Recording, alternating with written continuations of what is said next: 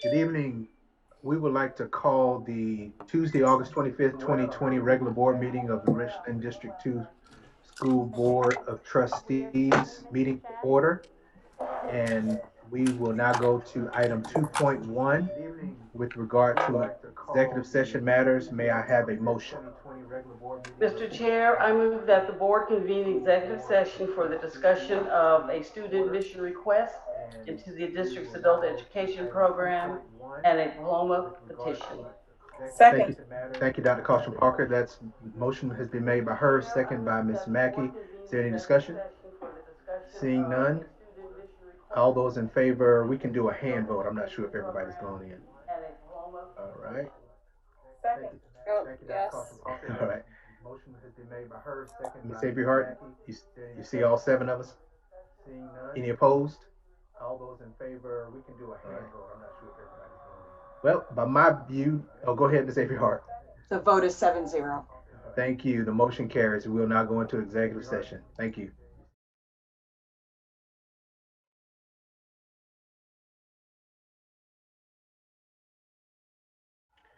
Good evening, everyone. We are back. Well, we now have to entertain a motion to come out of executive session. Is there a motion?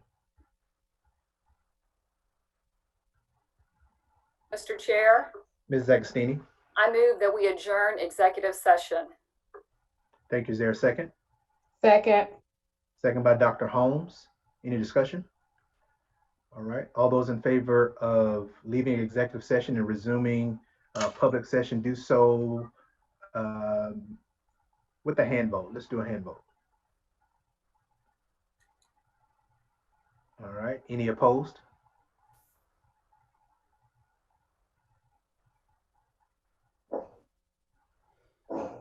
Vote is 7-0. Thank you. The motion carries. We are now back in public session where we discussed student admission request into the district's adult education program as well as a diploma petition. Now we'll move on to item 3.1, our inspirational moment and pledge of allegiance. Mrs. Mackey. Thank you, Mr. Chair. This evening we have the pleasure of a special guest with us this evening who is also a parent in the district. It is our own mayor of Columbia, South Carolina, Steve Benjamin. Steve Benjamin was elected mayor of Columbia, South Carolina 10 years ago, April of 2020, with a vision of transforming South Carolina's capital into a talented, educated, and entrepreneurial city of the New South.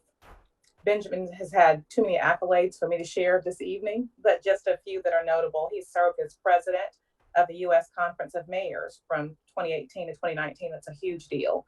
As president of the African American Mayors Association, executive chairman of the Municipal Bonds of America, member of the FCC, Intergovernmental Advisory Committee, and on and on and on. He is a busy person, but we thank him for being here this evening. Under his leadership, City of Columbia was voted one of the best cities in the U.S. by National Geographic, and the #2 city where millennials are moving by smart access. So big deal that young folks want to be here under his leadership. On a personal note, Benjamin is a graduate of the University of South Carolina and the University of South Carolina School of Law, where he served as president of student government and as president of the Student Bar Association. Mayor Benjamin has completed coursework through the Bloomberg Harvard City Leadership Initiative, is an Aspen Institute Rodell and Liberty Fellowship, and has participated in the Yale Chief Executive Leadership Institute Mayor's College, and was named the National Action Network's 2014 Public Servant of the Year. He's lectured and served as a guest speaker on numerous topics, including public finance, smart city growth, economic development, and leadership, and he served as an adjunct professor at the University of South Carolina's top-ranked honors college, entitled Columbia, South Carolina, Building a Great City. He's a member of Kappa Alpha Psi fraternity and Sigma Phi Phi fraternity as well. He holds an honorary doctorate of humanities degree from Francis Marion University. He's married to the Honorable DeAndre Gift Benjamin, Chief Administrative Judge, General Sessions in South Carolina's 5th Judicial Circuit. And most importantly, I'm sure he will agree that he is a parent. He and Judge Benjamin are the proud parents of 2 daughters, one in 10th grade and one in 8th grade in Richland too. And the reason that I shared a little bit about him and his background is that public service is, in and of itself, is a big commitment, but to give of one's community in your day-to-day job and civic engagement, and to take time out of your public service as well, whatever precious little time remains, to give back to your community is a round-the-clock job. And we appreciate you, Mayor Benjamin, for giving back to the community and the city. And I have known him for 30 some odd years as an undergraduate. We met as undergraduates at USC, and I know that September is officially Kindness Month, although kindness should take place all the time. But he is a strong leader. He's an impactful leader and a very kind and gracious person, which is why he's so effective in the things that he does, because of his demeanor and his kindness. And without further ado, we will hear from Mayor Steve Benjamin, and after that, he will usher us into the Pledge of Allegiance. Mayor Benjamin, thank you for taking time out of your busy schedule to be here tonight. I know you're busy for a fact, but for you not to think it robbery of your time to be here tonight is a big deal, and I so appreciate it. Thank you. You have the floor. Thank you, Commissioner Mackey. Thank you for reading that just like I wrote it. I appreciate it. You got it all in there. I do appreciate it. I do believe that brevity is next to godliness. So I won't take up too much of your time tonight, as you do the incredibly important work that you do here for Richland too. I will say that I've been blessed. I mean, we all know the power of God to move in each and every one of our lives. I've been blessed for the last 10 years to serve the city that I love. Columbia has been so good to me. I get around the country and the roles that Amelia mentioned, indeed sometimes around the world. I tell people about the amazing things happening here in Columbia, we're state capital, that you have a Carnegie Research One University at USC. We're home to 2 HBCUs and other fantastic institutions of higher learning. I tell them that victory starts here at Fort Jackson. We train the majority of the soldiers for the entire United States Army right here in our great city. Talking about the amazing things happening at Midlands Tech and just the wonderful educational infrastructure.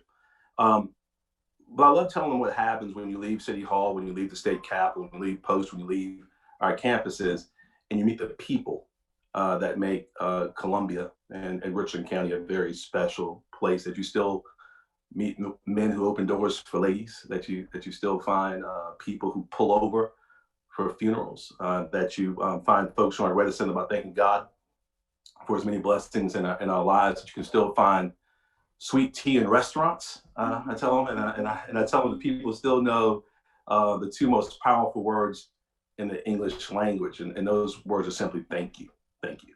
And when Commissioner Mackey asked me to potentially join and provide just some words, I wanted to come on and just thank the Richland 2 family, thank the incredible board of commissioners, to thank Dr. Davis, the superintendent, to thank the teachers and administrators in Richland 2. We are proud Richland 2 parents.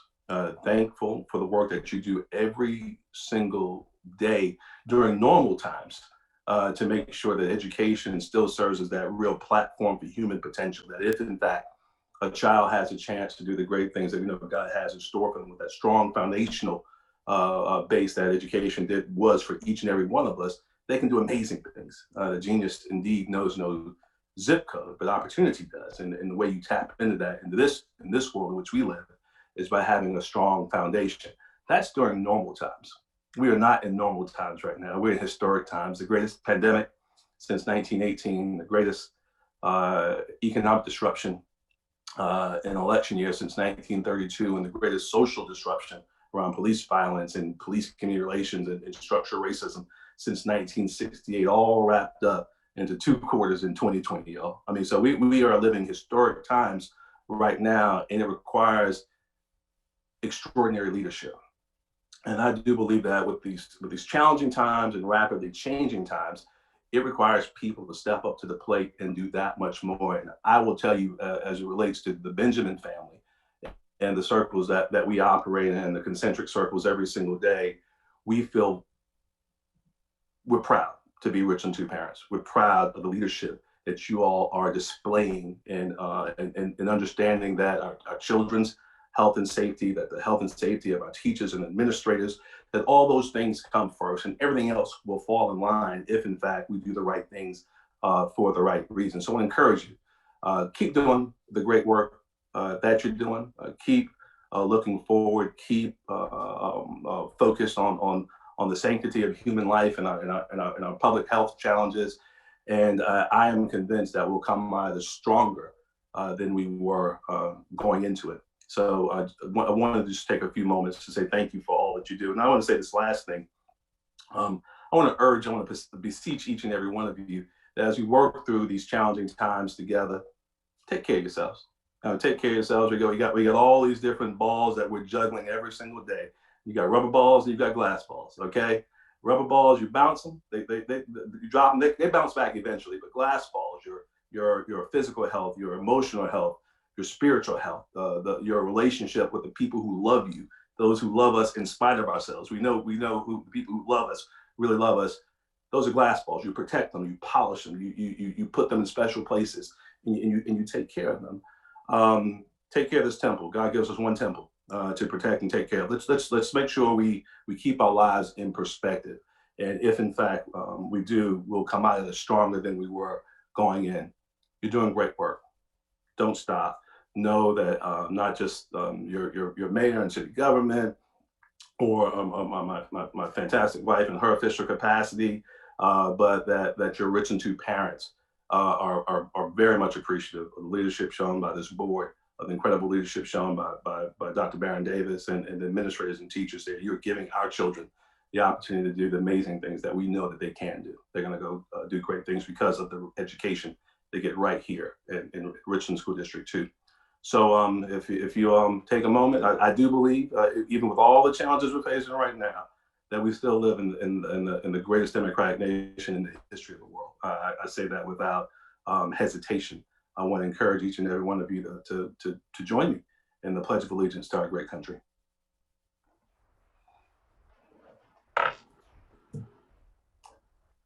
I pledge allegiance To to the flag the flag United States of of the United States of America, America, and to the republic to the republic for which it for which it stands, stands, one nation, one nation, under God, under God, indivisible, indivisible, with with liberty and liberty and justice. justice for all. Thank you all so much for having me. I hope and pray that as you do the people's business, that you'll hopefully take some of the words I shared to heart. God bless you. Thank you so much, Mayor Benjamin. And thank you, Ms. Mackey. That was a great get, by the way. All right. And so now we'll move on to item 4.1, approval of the agenda. Is there a motion? Mr. Chair, Mrs. Mackey? I move to approve the agenda for the August 25th, 2020 regular board meeting of the Richland 2 School District Board of Trustees. Second. Thank you. It's been seconded by Dr. Holmes. Is there any discussion? Seeing none, all those in favor do so by registering your vote.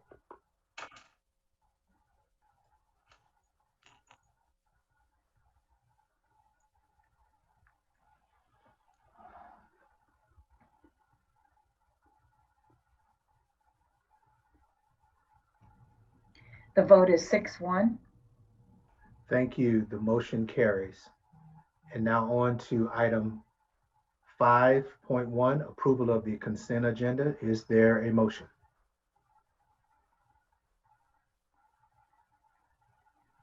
Mr. Chair, Ms. Mackey? I move to approve the consent agenda for the August 25th, 2020 regular board meeting of the Richland 2 School Board of Trustees. Thank you. Is there a second? Second. Second by Mrs. Agostini. Is there any discussion? Seeing none, if you can register your vote at this time.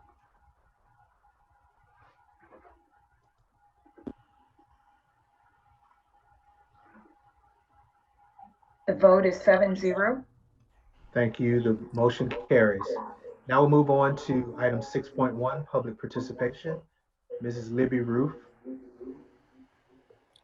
Mr. Shad, Yes, Ms. Roof. you can hear me okay now? Yes, ma'am. You're good to go. I'm using my phone to get the speaker to get my microphone to work because I still don't know why it's not working on my computer. So forgive me if I'm a little bit slow on moving things around here. But I will pull up our citizens participation and let you know that we had 4 responses for today. And as we've repeated before, if there are questions asked, we will not answer them in public participation, as that is our procedure. Our first came from Kayla Doport, and her comment was, when will we be receiving the student schedules? Christina Garner, I have concerns for my son. My husband and I are both active duty military and work 10 to 12 hours a day. The live attendance and classroom lessons throughout the day is great for parents who can stay at home with their kids. What about those who can't? We don't get the option to stay at home during COVID. What are we supposed to do as parents to ensure our children is learning? What's he supposed to and not get a partial learning experience because we have to squeeze in homework or learning during dinner before bedtime? Do you plan on letting the kids go back to school full time? Private schools are in person currently. What are you doing to expedite this for our children? They need in person. They need a teacher who went to school for this, not an exhausted parent at the end of the day trying to piece together work assignments and fearing that they're failing their child because I'm not a trained teacher. I would place him in a private school if we could afford it right now, just so he could go to school in person. My husband and I drive over 100 miles round trip every day just so our son can attend Catawba Trail Elementary. They're an excellent school. The teachers are amazing. Please don't penalize the kids because of COVID. The kids need to come first. Education is extremely important. Please take the local military and working class families into consideration when making the decision about reopening full time. We need our schools and our teachers back. Thank you for your time. Next one from Shayna Dents. If approximately half of the parents chose to have their children participate in virtual learning, why are the other half not allowed to attend in person? How are working parents such as myself supposed to return to work for full time when schools are not reopening normally? Childcare options are not cost effective, especially when you have more than one child, and trying to make children sit in front of a computer for several hours a day is unrealistic. Surely there are other options that the school board has proposed. You've had months to figure this out. Parents, teachers, and students deserve better than what is being proposed. From David Overly. Dear Richland 2 Board, according to the reopening plan you submitted to the state, there was no mention of having to wait for 2 weeks to be in the medium category in order to move forward. Considering the grace Richland 2 was given to not offer a choice of in-class instruction to us who want it, as the vast majority of districts had to, I would ask that you reconsider this delay. Also, it was stated that you only received the updated numbers on Mondays from DHEC. I spoke with someone there and they pointed me to the link for disease activity. While you are correct that the map is updated on Mondays, the data is put out in a press release daily, even on weekends. If it is truly everyone's intention to return to students to class as soon as safely possible, the board could review the data daily. I would be more than happy to update you on the numbers along with a copy of my spreadsheet. I am a scientist and have worked with statistics and models for 25 years, so I understand this. For the last board meeting, I pointed out that the county has had a 25% reduction in the most recent 2-week period.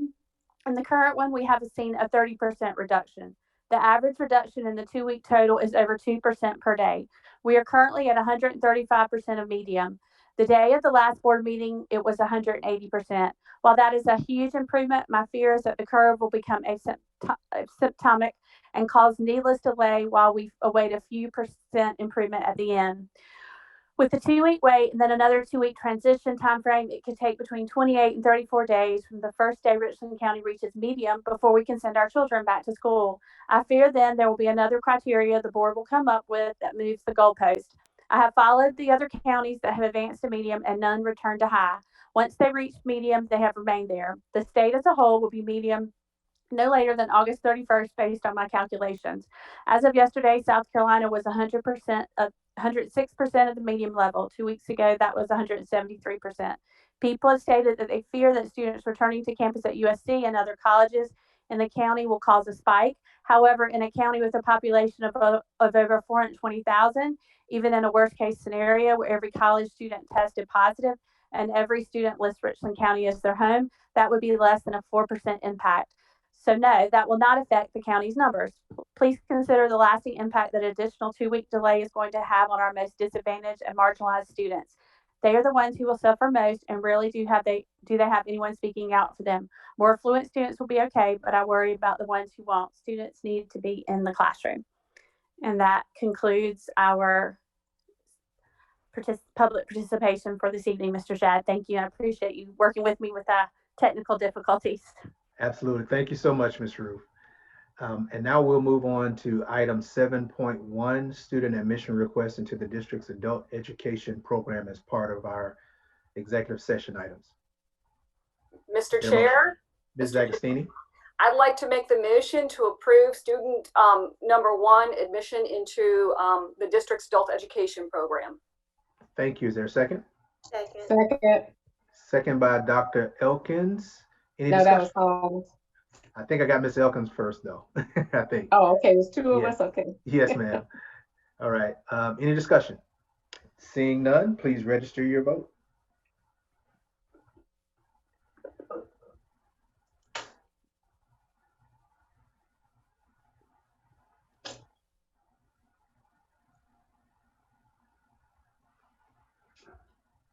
The vote is 7-0. Thank you. The motion carries. And now item 7.2, diploma petition. Mr. Chair, Ms. D'Agostini? I move to approve the diploma petition for student number 1. Thank you. Is there a second? Second. Dr. Elkins again. Is there any discussion? Seeing none, you can register your vote at this time.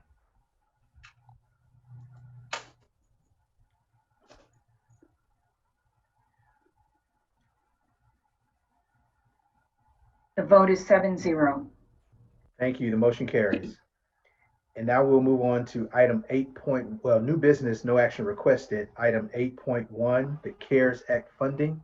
Dr. Davis. Thank you, Mr. Chair. Mr. Chair, members of the board, and to our viewing Richland 2 family, we're going to present some information regarding CARES Act funding. That information is going to be shared with you by our CFO, Dr. Harry Miley. You have received this board report and presentation in your board packets. Dr. Miley will share a brief report with you and stand ready to answer any questions should there be some. Dr. Miley. Thank you. Good evening, everyone. As you know, the federal government passed the CARES Act. South Carolina got approximately $219 million, if I remember correctly. And that was allocated to the school districts. And then the school districts were offered the chance to apply for the use of those funds. The uses of the funds were outlined within the grant. There were 12 different activities or buckets, they called them. The State Department called them buckets of funding that could be applied for. There was really no deadline for the submission of the application. However, you could not start spending the funds until you applied and the application was approved. So while we wanted to make sure we identified all the needs, at the same time, we wanted to get the application in as soon as possible. We submitted the application, I believe it was about 3 weeks ago, and I was going to review that application with you and the sources of funding. We have not been approved. We've been notified that our application was received, but at this point, we have not been approved. We anticipate being approved ultimately. We put together, Dr. Davis put together a task force, a budget task force specifically designed and tasked with coming up with a plan for the CARES Act funding and the use of those funds. In that task force were finance people, HR representatives, teaching and learning, IT. Tom Cramner helped a great deal with that task force. And we reached out to all the departments for the needs of the district that would fit into the guidelines of this application. It was, the funds need to be spent by September of 2022. While there was no deadline for the application, there is a deadline to spend the funding. And of course, while we certainly are excited and applied for the funding, it is one-time funding. So it would be, we did not apply for funds that would be recurring in nature and then not be funded after September 22. I think there is a presentation that can be put on the screen. I hope there is, with no technical difficulties, maybe not. Let's see. I think that may be happening now. How we go? There we go. Great. The funding was, it's a couple of slides to I need to go back up if you can, Ms. Ruth. But the amount of the funding that was allocated for Richland 2 was $3.9 million, $957,165. That was based on, they allocated all the state funds based on the allocation of the Title I funds that we have previously gotten. So that was set by the State Department on a formula that they designed. As I mentioned, the timeline for funding was from September of this year through September of 2022. We go to the next slide, the uses of the funding, and might as well go to the next one. We identified several sources. We did not identify, as I mentioned, there were 12 buckets of funding, 12 uses. We identified about 7 of those that would benefit the district. One was instructional coaches, which would provide support for the new teaching platforms such as e-learning and traditional in-person teaching. These would be coaches to help our teachers learn how to better teach with e-learning. That was about, we'll be using 2 FTEs, and it's about $150,000 of funding, and it will begin now and will be through June 2021. We also identified there was a great deal, and I believe that I forgot to mention that Dawn McAdams was on this task force, and she was very helpful. And one of the things that was identified was that there are some special needs at schools, or extra needs above and beyond normal, that where we need to isolate and potential house anyone that might be showing signs of COVID, that we need to isolate them, and it may take more staff and make more space than we currently have in our nursing stations. So we included 9 FTEs for additional nursing room aides to facilitate and help take care of anyone that's been identified as showing symptoms during the day before they can either be picked up by a family member or parent or something. And so those were one of the identified needs. Next, we have one of our greatest needs, and I also forgot that as these items come up, I remember the members of the task force. One of our critical members of the task force was Will Anderson, Chief of Operations.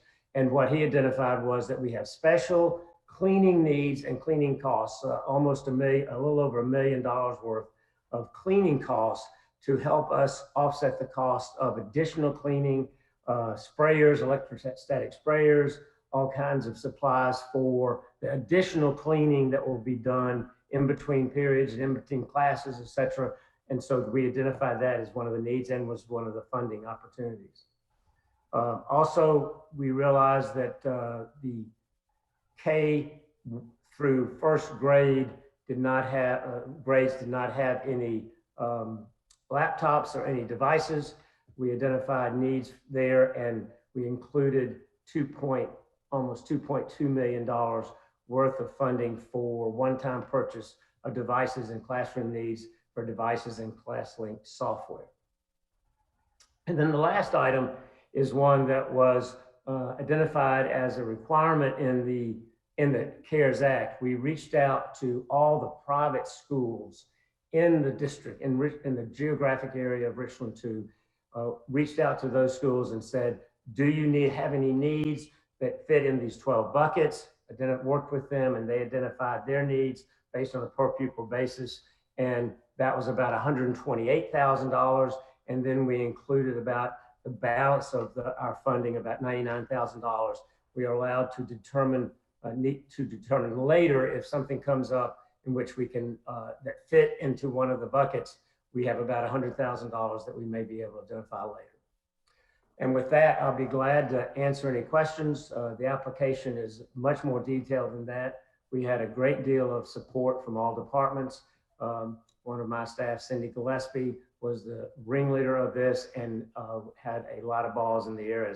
As Mayor Benjamin said, we had a lot of glass and rubber balls in the air with this application. We feel like it fit and addressed a lot of the highest needs and high priority needs of the district over this period. I'll be glad to answer any questions. Thank you, Dr. Molly. Ms. Agostini? Thank Dr. you. Elkins? Thank you. Can you hear me? Yes, ma'am. Okay, sorry. So we've just applied for the funds. We've not been approved for the funds, correct? Correct.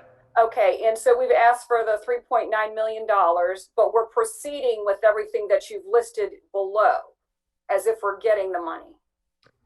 There are some of those that we're proceeding with, but we're not paying for any of them. Okay, so I guess In planning, in terms of planning, for instance, planning for the coaches. I believe planning for the coaches is being undertaken, but we have not hired any of the coaches. The planning for the additional nursing staff, those plans are being made. Okay, but we're not hiring anybody yet. Correct. Okay, and then I was reading that it was based upon the money of our Title I students. So would that number that we're requesting fall in line with the percentage or portion of Title I students we have? That's partially true. What they did, and I'll try to make this as clear as possible. It's nothing that they do is very clear some of the time. Okay. But they took the allocation that they normally allocate Title I money. So if Greenville County School District usually last year got 3% of all the Title I money, they were going to get 3% of the CARES Act money. Okay. So it's not really on a per pupil basis, but it represents the needs of your district relative to the state. Okay, so it looks like our request is in line with what we should get. Relative to our allocation of Title I funding last year, yes, ma'am. All right, thank you. Thank you, Mr. I think, and I slammed the State Department a lot. I think to be fair, given the time constraints they had, that was a reasonable way to allocate these funds and get them on out the door. So, I really don't have a better way of doing it, that they did it relatively quickly, and I think fairly on a fair basis. Thank you. Okay, Dr. Elkins and then Dr. Holmes. Thank you, Mr. Chair. I think Lindsay touched on one of my questions about the money. Do you know the timeline for when we will receive the money? Because I'm just going to say that we're going to receive it. And then the second question is, were there a category where maybe we could have gotten some monies for maybe childcare to help with the families who can't afford to pay for childcare, and even some of our teachers who can't afford childcare right now? I will defer to, and Cindy Gillespie is not on this call because she's taking care of her husband who just got out of the hospital. I don't believe childcare was eligible. I can double check on that.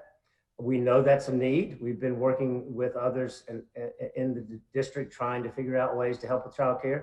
I don't believe it was an eligible expenditure. And in terms of timing, we actually inquired again today about when we would hear, because again, we wanted to wait and make sure we had our application as comprehensive and detailed as possible. But the longer we waited, the longer we have to wait to start spending the money. So, but we will certainly notify the board as soon as we hear. Okay, and my final question, I noticed that we had a budget line for nurses assistants. I know we still have some schools that we don't even have a nurse in those schools. So were we able to just try to put a budget line for nurses as well? Well, and I believe Dawn McAdams may be on this call, but I don't believe the need. I'll wait for her to correct me. First time ever I've ever made a mistake, I'm sure, but I don't think the lack of nurses right now in any of our schools is a funding issue. I think it's literally having nurses apply and hired for those positions. But I'll defer to Dawn and she can correct me if that's incorrect. Okay, thank you. Yes, ma'am. It's not a funding issue. It has to do with the availability of nurses, and I have had no applications in the last month for the open position. Well, let me just respond to that. Have we, and I guess maybe Dr. Davis can chime in on this one, since that is the concern that the funding is there, we're just not getting the nurses.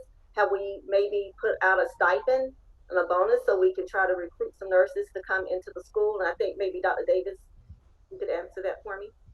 Well, as far as I know, from our previous reports, we started the school year out fully staffed when it came to nurses. So we didn't have an issue when it came to vacancies for nurses. So while we were doing this simultaneously, we were already fully staffed with nurses. This is additional personnel to help us in the schools during this era of COVID. So this is one-time funding. And so we identified the needs to have additional support in the nurse to assist the nurses with all the things that they would have to do so that we could hopefully retain the nurses that we had. But we started out fully staffed. Every school had an assigned nurse to them. So again, it wasn't an issue for the one-time funding to try to bring in additional support staff for the nurses to lighten the load throughout the entire school year. If we go into the entire school year dealing with COVID. Right, but I guess my question still hasn't been answered as far as, since we have the funding, have we put out something to maybe recruit those nurses that's out there with a stipend? And then two, I think on our last meeting, I think I recall there was maybe a CFK or one of those schools or two of those schools that did not have a full-time nurse. Well, to answer the first question to that is no, we have not put out a stipend. There is no we have not offered a stipend for the nurses. And again, we didn't offer a stipend for the nurses because our nurses were already in place. So we weren't having a problem with recruiting nurses to our schools. We were fully staffed with nurses. Now, if the desire is to offer a stipend to those nurses aides, those 9 nurses aides, then that's something that if that's the pleasure of the board or a recommendation from the board, then we stand ready to accept that recommendation. However, we would need to offer probably stipends in additional areas as well for the additional work that we may need to do. So that would be, but again, we stand ready to receive direction from the board about whether or not stipends are the desire at this time. Well, no, I'm not making a motion and requesting the board to do anything. It was just part of my question when we were saying that we needed nurses assistants. I just want to make sure that all of the schools were covered because and I'll go back to my notes because I do recall us having this conversation maybe last board meeting or the one before that where we mentioned that we still had maybe 2 schools that did not have a full-time nurse. I think they were actually sharing that, but I don't want to prolong the meeting. We can just talk about that later, but thank you for your time. Thank you. Ms. McAdams, you wanted to touch on that? Yes, we do have 1 vacancy. I have had 1 resignation. I had interviewed and made a tentative offer, and then she ended up turning it down because of the pay. We just can't compete with other school districts and hospitals and doctors' offices right now. And it has to do with how we award previous credit. So we do have 1 vacancy for an elementary school, but no, we do not have staffing. It is still the nurses at the middle school cover the associated center. And I have a nurse that covers Blythewood Academy. Okay, thank you. Dr. Holmes and then Mr. Manning. Yes, I did have a question, Mr. Malley. Those 9 positions, those nurses aid positions, are they certified nurses aid positions or are there other qualifications that would make people eligible for those jobs? Or is that certified nursing assistants? Dawn, I'll let Dawn answer that. We look for someone that is an unlicensed assistive person. If they do not have a CNA background, we will train them to work in the health room and ensure they have the skills and training to feel comfortable. But being a CNA is not a prerequisite. Okay, that was my first question. And then my second question, Dr. Miley, did I hear you say that the 128,563, that was mandated for private schools? Did I hear you correctly on that? I didn't catch the full thing of that. The CARES Act required us to reach out to the private schools. Okay. And if they wanted funding, we were to give them funding. Now, is that private schools within our district, or how does that work? Private schools within our geographic district, yes, ma'am. And so Okay. we do that. In fact, we have to do that for all title money, Title I, right. other titles. And we reach out and we do provide them some funding. Okay. The funding was about, I think it was about $134 per pupil. The Okay. entire CARES Act. Our district, for our students, got about $134 per pupil. And those, when the private schools said, yes, we'd like some of those services, we allocated those funds on $134 per pupil that they needed. Okay, thank you, Dr. Miley. Mr. Chair, if there's not another question from the board, I would like to address Dr. Holmes's question, because I appreciate you, Dr. Holmes, asking that question, because that money that's allocated to our private schools is a serious issue. And it is one that is caught up in politics. It is funding, typically, private schools have the ability to ask for funding based on the formula used for the same formula that we're using for our Title I funding. And so they have to have a certain percentage of students in their schools that are zoned or live in our school district to receive a portion of the Title I funding. Mrs. DeVos came up with a recommendation of how the funding should be allocated to all private school students. So essentially, in the past, a private school would need to have a certain number or a certain percentage of students to be able to be eligible to receive Title I funding from us. Ms. DeVos's recommendation was that irregardless of the percent of students that are at that private school, that any school within our zone is eligible for this money. That is now an active lawsuit that several states have joined in on to hold up giving that money to private schools in that way. It is kind of out of whack with the way we typically would give Title I money to these schools. And since this was based on the Title I funding formula, states are actively pursuing against that. Our State Department of Education has decided to follow those recommendations and send that information to us on how we should allocate that fund. Some states have decided to sue or hold this up. So it's questionable right now. I think there was an article that came out about a week or so ago, where one of the courts have held this up for right now to determine how we should be able to allocate the funds to private schools. And I appreciate you asking that question, because that's very important for you all as our local elected officials to know, as well as our parents to know how these funds are being requested. And if we possibly have to then send over $128,000 to our private schools. We'd have no issue as administration with private schools, but they have had access to other pots of money that we did not have access to. Payroll protection was one, and there was information out there about payroll protection, as well as, of course, the governor's attempt to allocate a vast portion of his CARES Act funds, specifically to private schools, to help sustain their enrollment. Okay, I'm glad you said that. Thank you for that Dr. question, because I Davis. think it's important for our public to know that. I was wondering, because I thought that they had already been allocated money from the CARES Act. That's why I asked the question. And thank you for tying that together for me. I appreciate it. The governor's funding proposal was $6,400 per pupil, and ours was $134 per pupil. Right. Okay. Thank you, Dr. Molly. Mr. Manning? Thank you, Mr. Chair. The 9 positions that we have, I know we've talked a lot about grants and positions.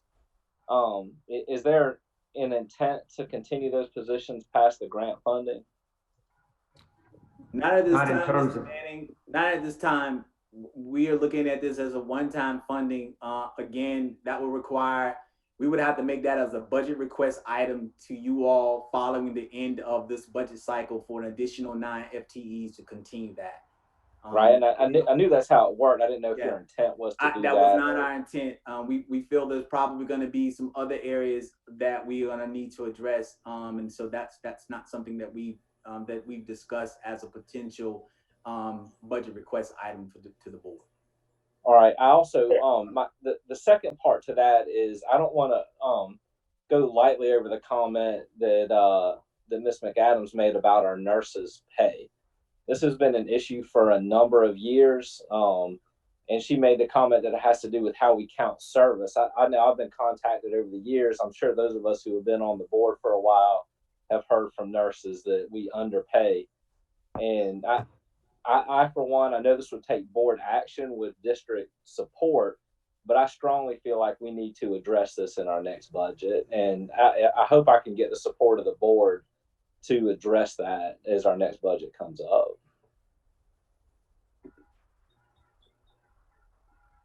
Thank you, Mr. Manning. Dr. Elkins? Thank you, Mr. Manning, for that comment, because I think for about 2 years, I've been asking, along with the media specialists and the nurses. So thank you that we'll finally be able to talk about that as well. But Dr. Davis, just throwing something out just for you to kind of ponder over it later. I was thinking when she said about the nurses assistants, have we considered, because we do have CNA programs, that maybe some of those seniors that's in the CNA program could come and do their internship with us. And then those could be some potential hires for us to fill those needs. Just throwing that out, just something to kind of think about for later.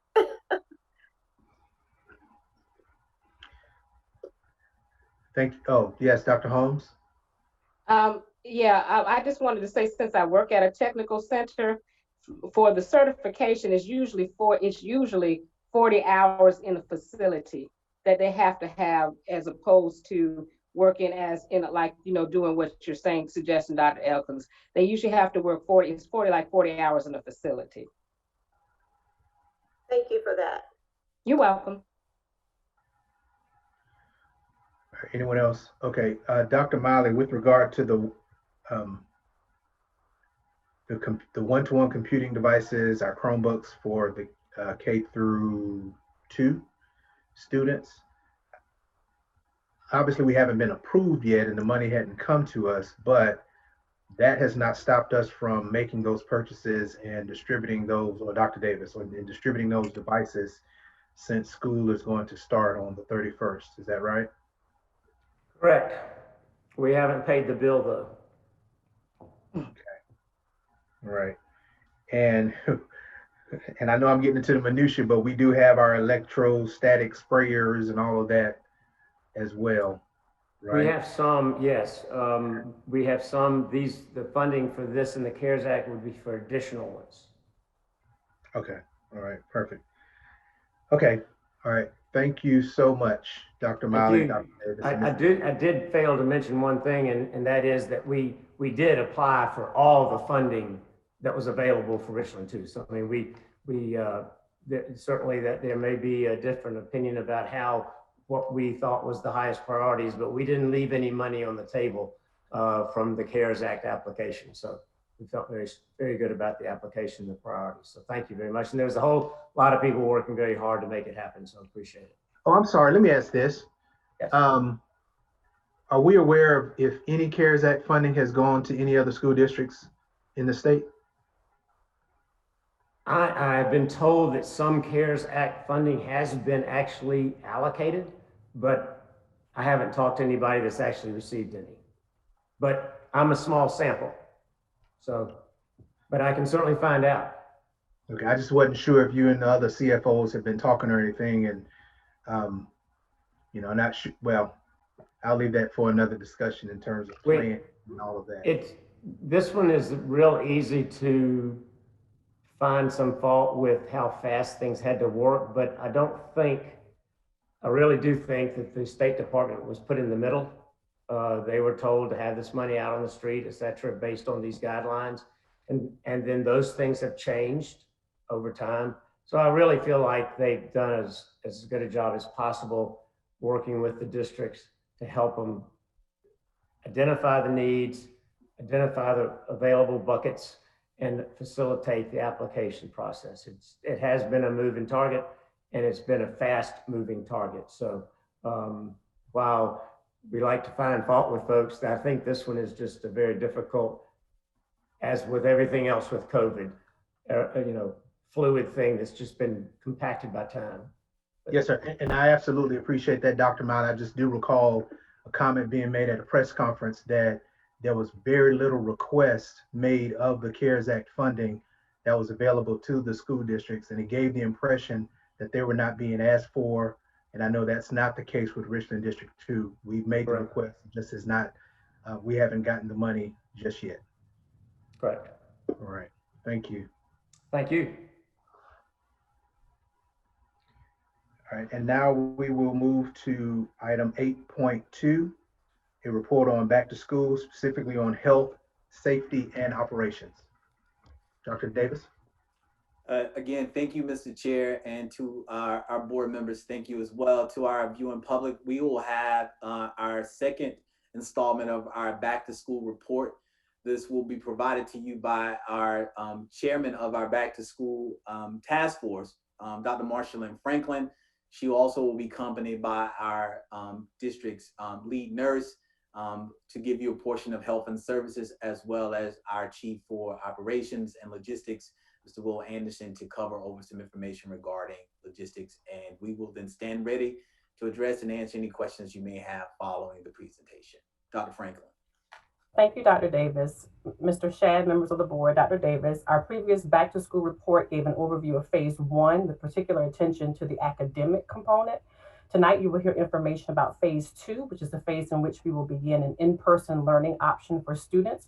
We will take a look at 2 critical areas, health and safety and operations.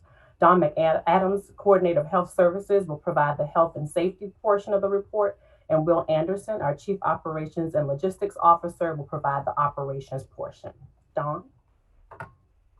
Thank you.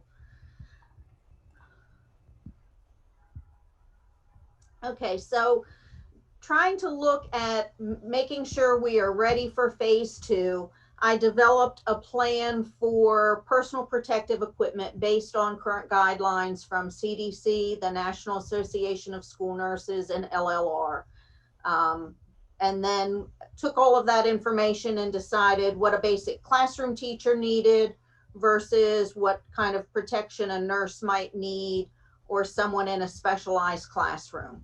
So we have ordered supplies with our operations department, and logistics is currently disseminating all of our PPE to the schools.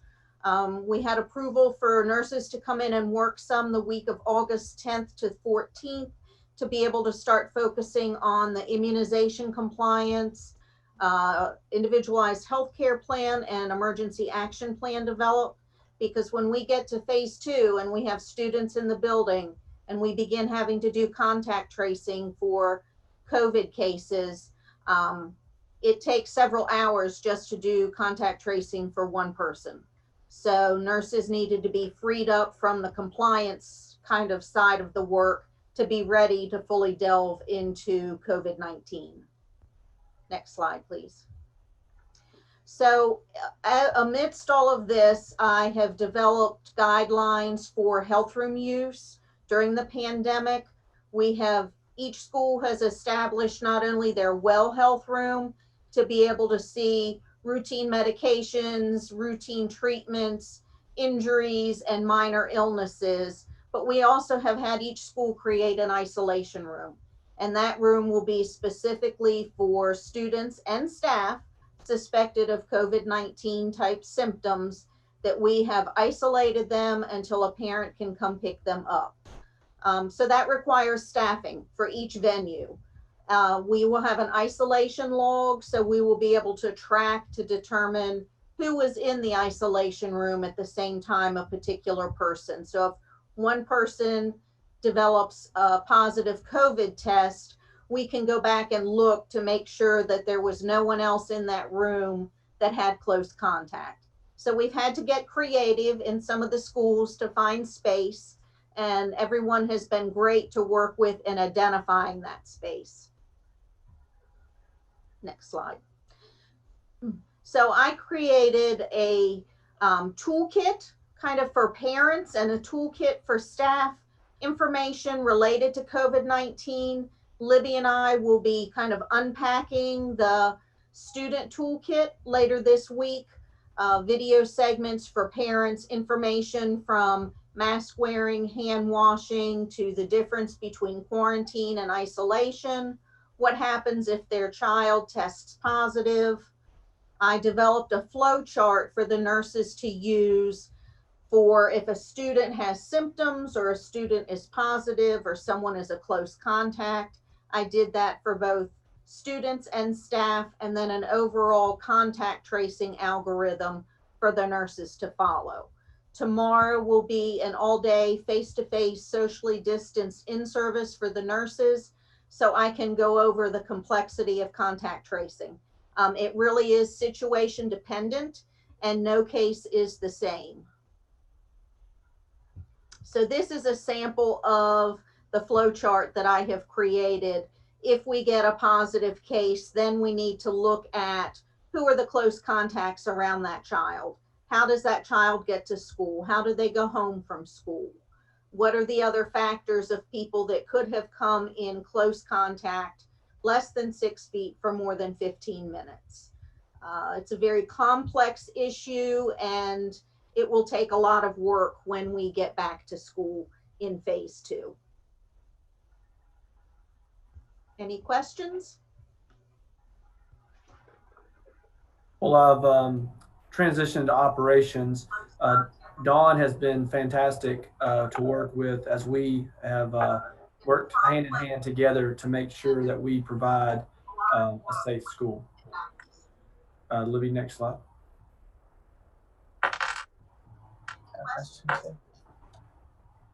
So our goal is to really make sure that we provide a safe environment for our students and staff. We've always had that, is to provide that learning environment that is safe and secure.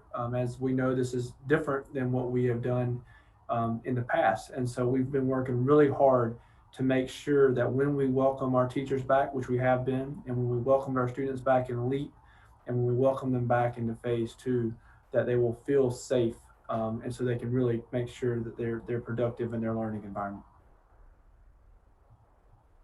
Next slide. So tonight, just going to try to cover these 6 topics as quickly as possible. It's a lot of information, but make sure it's important that our board and our public knows what we're doing to ensure that our staff and students will be safe when they return to school.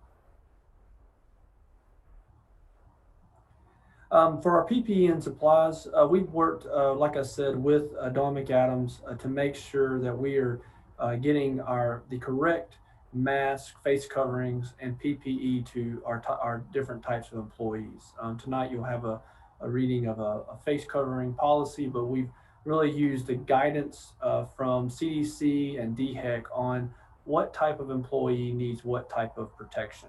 And of course, with working with the Human Resource Department, so that if an employee needs an accommodation, that we'll make sure to get that employee the proper protection that they need. We've got masks from cloth masks, disposable masks, surgical masks, clear masks, and N95 masks that we have gotten out to our schools. They will be getting the remainder of these masks today, but we have an inventory to make sure that our schools, as they move forward, getting those masks, but we also have the backup inventory as well. We have gotten face shields, goggles, gloves, gowns for our nurses and other employees that are really within close contact for certain their job type of where they may be in contact with students who are verbal and need to have the ability to protect themselves. We've gotten cleaning supplies because we'll talk a little bit more about our cleaning and sanitation plan in a minute. We want to make sure that teachers have the resources at their disposal, so that they feel like if they need to clean some spaces between classes, during classes, that they have the spray bottles and the towels to make sure they don't have to call a custodian, that we're limited anyway, that they can use those supplies at their hands. Hand sanitizer throughout the schools and hand sanitizing stations. We still are recommending that we are taped up our water fountains, and bring in water bottles. But we do know there's just situations where you need some water to provide in paper cups, And as Dr. Molly stated earlier, we do have the electrostatic sprayers. They'll operate every night and in those classrooms, and then they'll operate when the classrooms need them. And we'll talk about that a little bit more in a minute. Next slide. And as those supplies have all will, if not today or tomorrow, are all in the school's hands. We've also made sure that our facilities are safe through HVAC improvement. We've done a lot of research about what the air quality needs to be with our systems, and we've been using pretty good MERV rated filters already from MERV 8, but we're appropriate putting MERV 13 rated filters. Introducing more outside air and fresh air into our facilities to make sure that we have a really good airflow and making sure that our air quality is safe. We've also purchased as Dr. Molly said, through the CARES Act, hope to have those in the test the air quality as well. Plexiglass for high transactional places, including we've also just recently purchased over 1,000 more plexiglass to assist with the social distancing where we can't really make it happen in certain classrooms due to the size and furniture, so that where appropriate, there'll be plexiglass in the classrooms. I mentioned the hand sanitizer stations throughout the building. Restrooms, making sure that every sink, toilet, hand dryer, soap dispensers are functioning and that they are functioning. Covering the water fountains where appropriate, or leaving them open with signage that only used for bottle fillers. Signage has been delivered through all the schools, and the schools are putting up more signage to make sure that they're social distance, wear your mask, all the things that we all know that we need to do. I worked with the schools to create capacities so that schools know what is their capacity in their spaces. This image on the right kind of gives you an idea of what each school has, so they understand as they're scheduling and get back into phase 2, how many people they could 6 feet apart could have in their classrooms and have in their spaces, and the flexible spaces they may need, such as a gym to move people into. And of course, working with our schools on their procedures of entering and exiting, doors to enter, doors not to enter, things like that, to make sure that we don't have large groups of students and faculty congregating in one space. At this point, we have on the call with us tonight, Valen Emery. He's the Vice President of Service Solutions. And Mr. Emery is going to give you an overview, real quick overview of what our cleaning and sanitation plan is for our schools. Mr. Emery?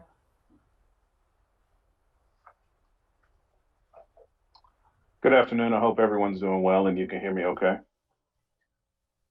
Can you hear me okay? Yes, Val, go ahead. All right, sounds good. I'll go over this pretty quickly, and we put together a back to school playbook for our clients such as yourselves, but I'll speak specifically to what we're doing in Richland too, and be prepared to answer any questions as you have necessary. Next slide. My boss, Seth Farrell, and I began talking about this back in March when things were shut down. Just to give everybody a bit of comfort, we've ordered well over $3 million in inventory, and I'll outline here what portion of that Richland 2 will begin to see and has already seen. So just to bring a bit of comfort, we have all of the supplies in stock that we need to perform everything I'll talk about, and also help out with any needed assistance. Next slide. There's 6 pillars within our back to school program that I'll discuss. One, beginning with behavioral changes, which is all about training. Our training is based on CDC guidelines specific to COVID-19 and those other items that we have to do when we are in the buildings. We've also trained around the electrostatic machines that I'll discuss in a minute. But the thing with the behavior change, we've also shared with principals and building administrators what we're doing so that they're well aware and will lower a bit of workplace anxiety.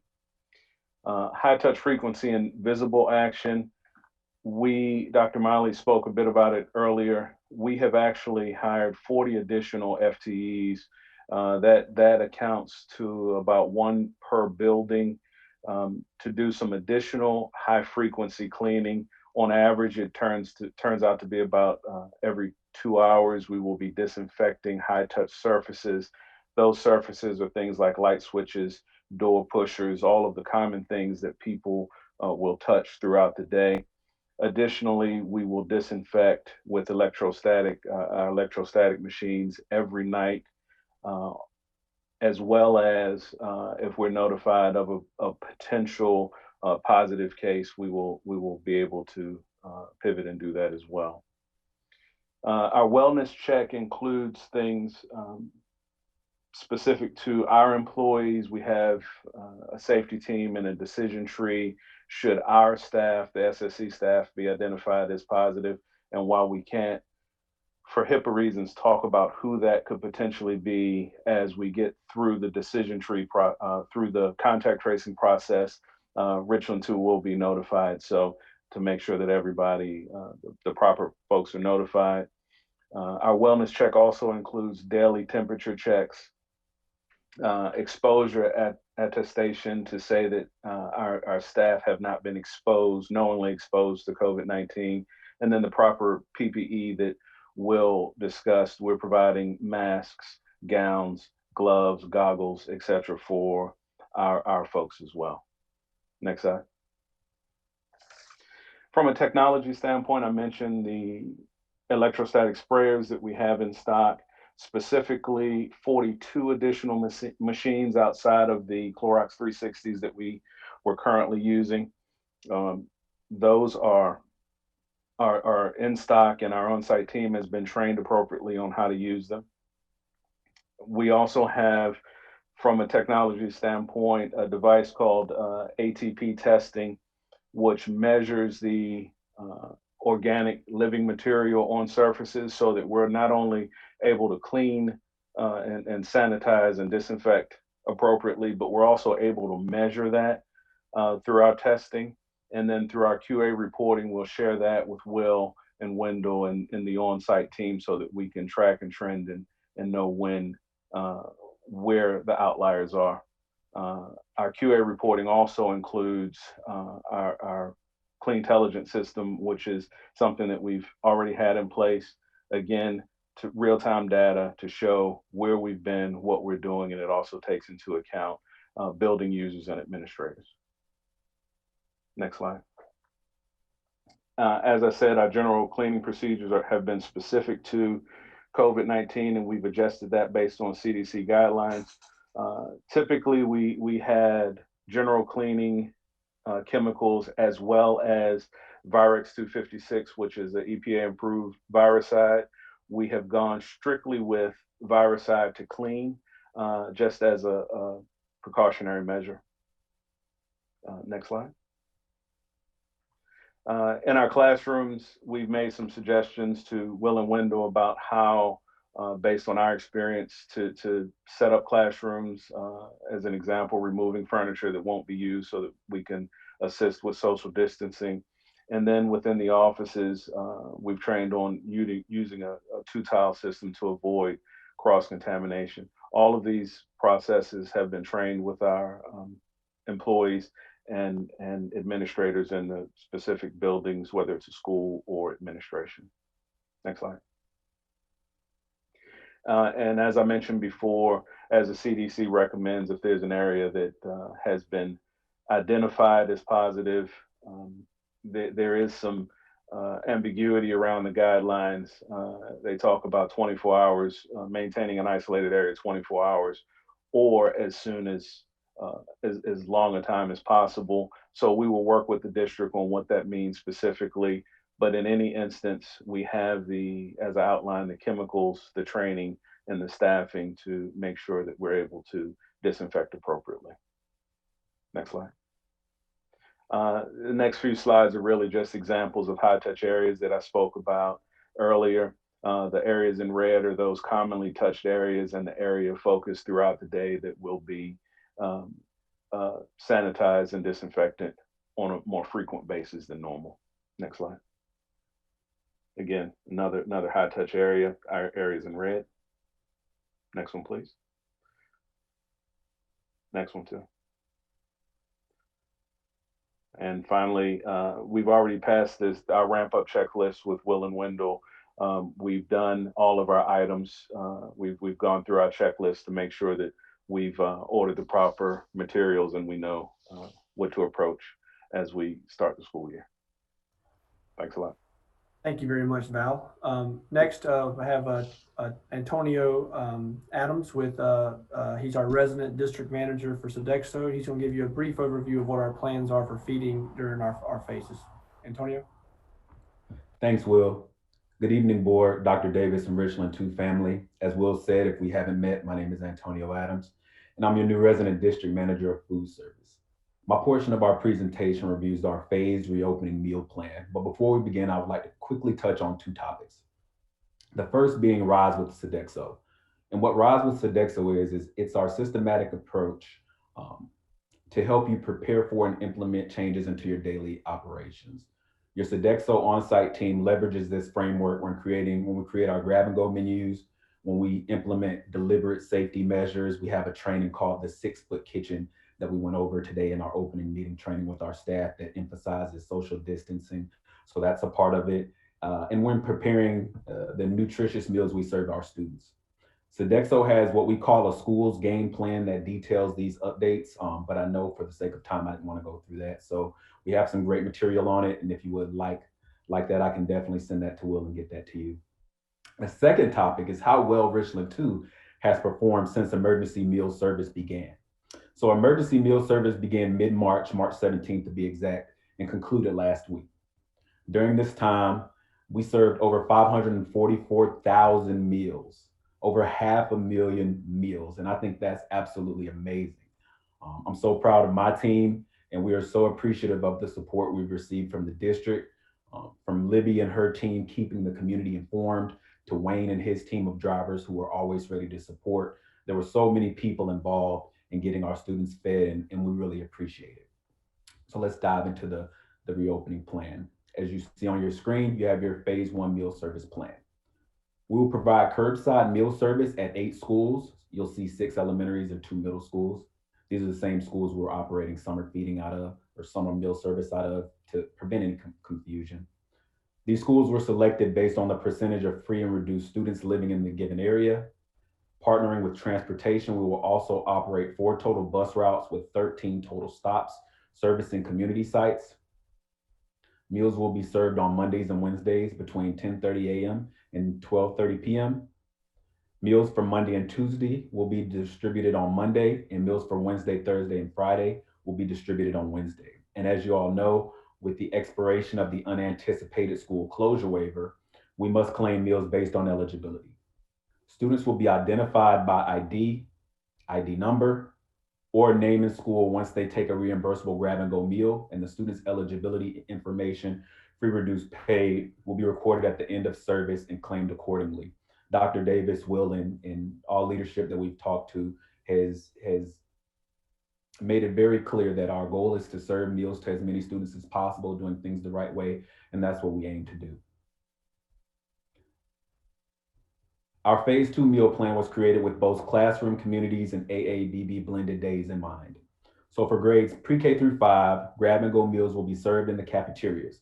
We will work with individual school leadership teams when needed to work through meal service times, potential dining areas, and things like that meet that school's needs. For grades 6 through 12, grab and go meals will be served in cafeterias and other areas determined by school leadership. We will work with each individual school leadership team on a lunch release time and best dining areas for their specific locations. As our cafeterias will be in operation during both AA and BB blended days, students are able to come to their school on their e-learning days for meal purposes. And phase 3 will be our new normal with social distancing and required PPE emphasized. As always, we'll work with school leadership to create a plan that works best for the students and do what we need to do to get the maximum amount of students fed that we can. That concludes my portion of the presentation. I appreciate your time and partnership, and I stand ready for any questions. Thank you so much, Tony. And just a point of privilege real quick, Tony is also glad to have him here in Richland 2, and he's went through all 3 of our schools. He joins us from Missouri, and he graduate of Spring Valley, so we're glad to have Tony with us. Go Vikings. Yeah, thank you, Antonio. So two more topics real quickly. Transportation. We'll be following the most current South Carolina Department of Ed guidelines, which says school bus capacity of 66%. Now our goal is to be less than that when possible, so that we can spread kids out more. If you can see the image on the slide, it shows that that would enable kids sitting 2 to a seat. But we do want to make sure we have as much space as possible, but we also know the challenges of making sure we get kids to schools on time. So we will work within those guidelines, but trying our best to space kids out most as possible. Process basically is when the kids get on the bus, they'll start at the back and work their way to the front with assigned seats. And then as they dismiss into the afternoon, it'll kind of be the reverse process. So the buses will be sat that way, and so that we space kids out. The drivers will be wearing masks and safety goggles.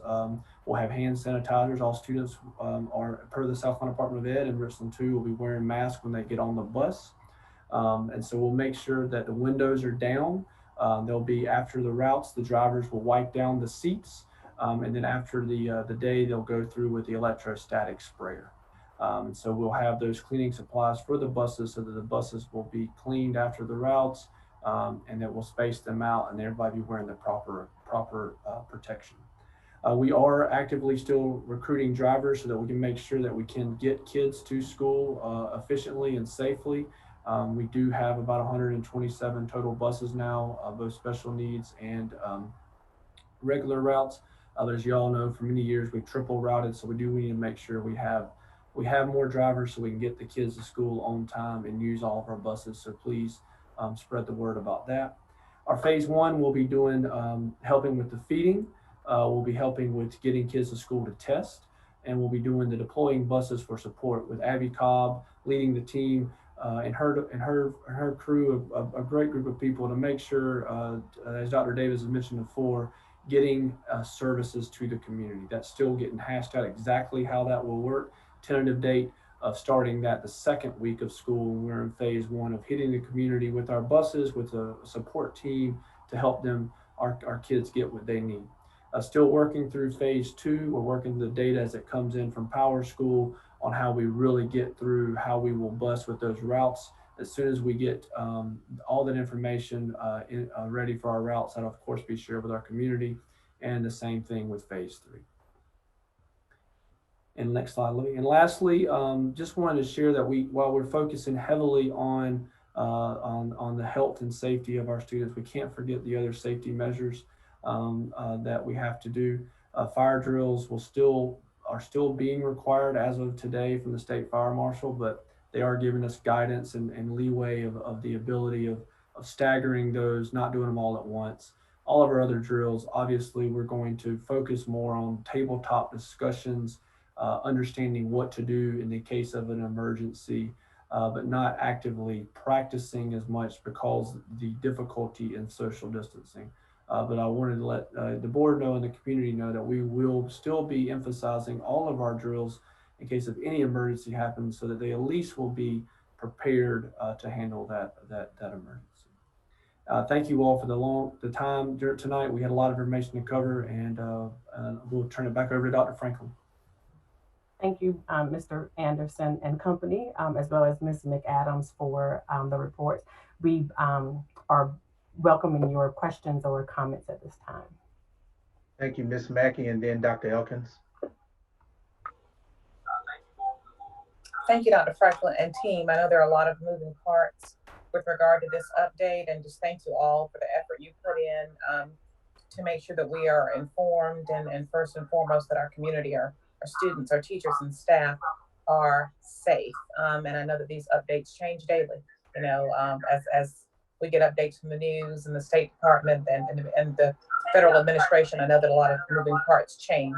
So thank you for staying on top of those. Just wanted to put out, to allow you to address the safety of our teachers. I know when the federal administration announced that teachers as frontline workers a week or so ago, that there were concerns about teachers and their safety, and making sure that it is well regarded, that they're not in the classrooms no matter what happens. And I know that we are working to keep them safe, but if someone could speak to that, just because I've gotten some questions to that with the press conferences that we see on a regular basis. I'm sure that's a concern, and I'd love to have someone just speak to that. Ms. McAdams, if you want to speak to that, as well as Ms. Williams, if you want to go over our HR protocol. Yes, we will, of course, be enforcing mask wearing, really encouraging social distancing in the classroom, frequent hand sanitizing and hand washing breaks, and really closely monitoring the health of our students as well as our faculty and staff. So we'll be asking parents to monitor their child before they come to school, preferably not to medicate them with Tylenol or ibuprofen. We know there will be instances that still happens, but we are asking parents not to send their child to school medicated with fever-reducing medication. And then we work very closely with the DHEC guidelines on excluding people into isolation or quarantine, and notifying close contacts or people that may have been in the room but not considered a close contact. Does that answer your question? That is helpful, just making people know that we are regarding the safety of not only our students, but our teachers, and they are not expendable. So yes, that's very helpful. Thank you so much. Thank you, Mr. Chair. Thank you. Dr. Elkin, and then Dr. Holmes. Yes, thank you, Dr. Franklin and your team. Just a few questions. One is, I think Will can answer this. What is N95 mask? Not sure. Probably know what it is, but not sure. If you can tell me what that is. I'll let Dawn answer take that. this, Will? Yes, please. N95 is a special filtering type mask. Technically, we need to have a respiratory program in place that I'm working on to have a respiratory procedure, and we have to find a partner agency that will do our fit testing. Right now, Doctors Care is not doing any fit testing. Prisma Health may be able to work with us at about $40 to review the medical history form, and then $45 to do the fit testing. So $85 to $100 per person. Right now, it would be just the nurses that would really be required to wear a respirator in certain situations, because it is a very high level mask. If you think back to, I'm sure you've seen in the media, specific type of filtering masks that were very hard to get back at the beginning of the pandemic. They're still in fairly short supply.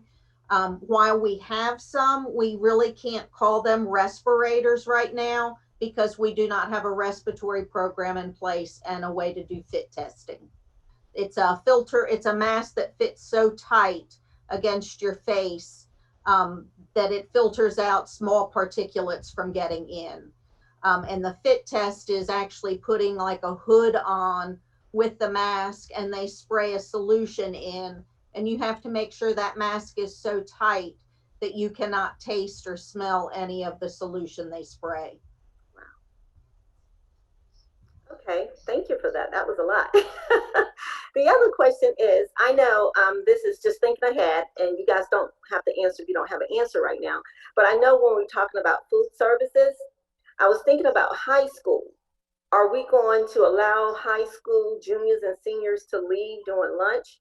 Or are we going to require that they remain on campus? And that, you can just think about that. Because I don't want to go, oh, just think about that. And then the other question is also, when they do return, because that's off a little bit, will we still provide those outside food services like McDonald's, Chick-fil-A, and some of those companies that come in? Because we know high school students are so cool. They don't like, eating the cafeteria food. So will we still allow those vendors to come in? Don't have that answer now. Just wanted to put it out there just for you to think about. Now, this question I'd love for you to answer. I know we were talking about the hand sanitizer stations. Would that be something that's set up throughout the schools, in the hallways, as well as in the classrooms?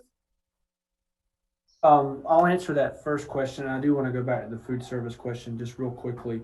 Okay. The hand sanitizer stations that we have right now are in high traffic areas. So there's stations at the front desk, and then through areas where there's high traffic in the schools. We have not purchased sanitizer stations to go all over the school. We're still emphasizing with working with Dawn on hand washing and hand sanitizing.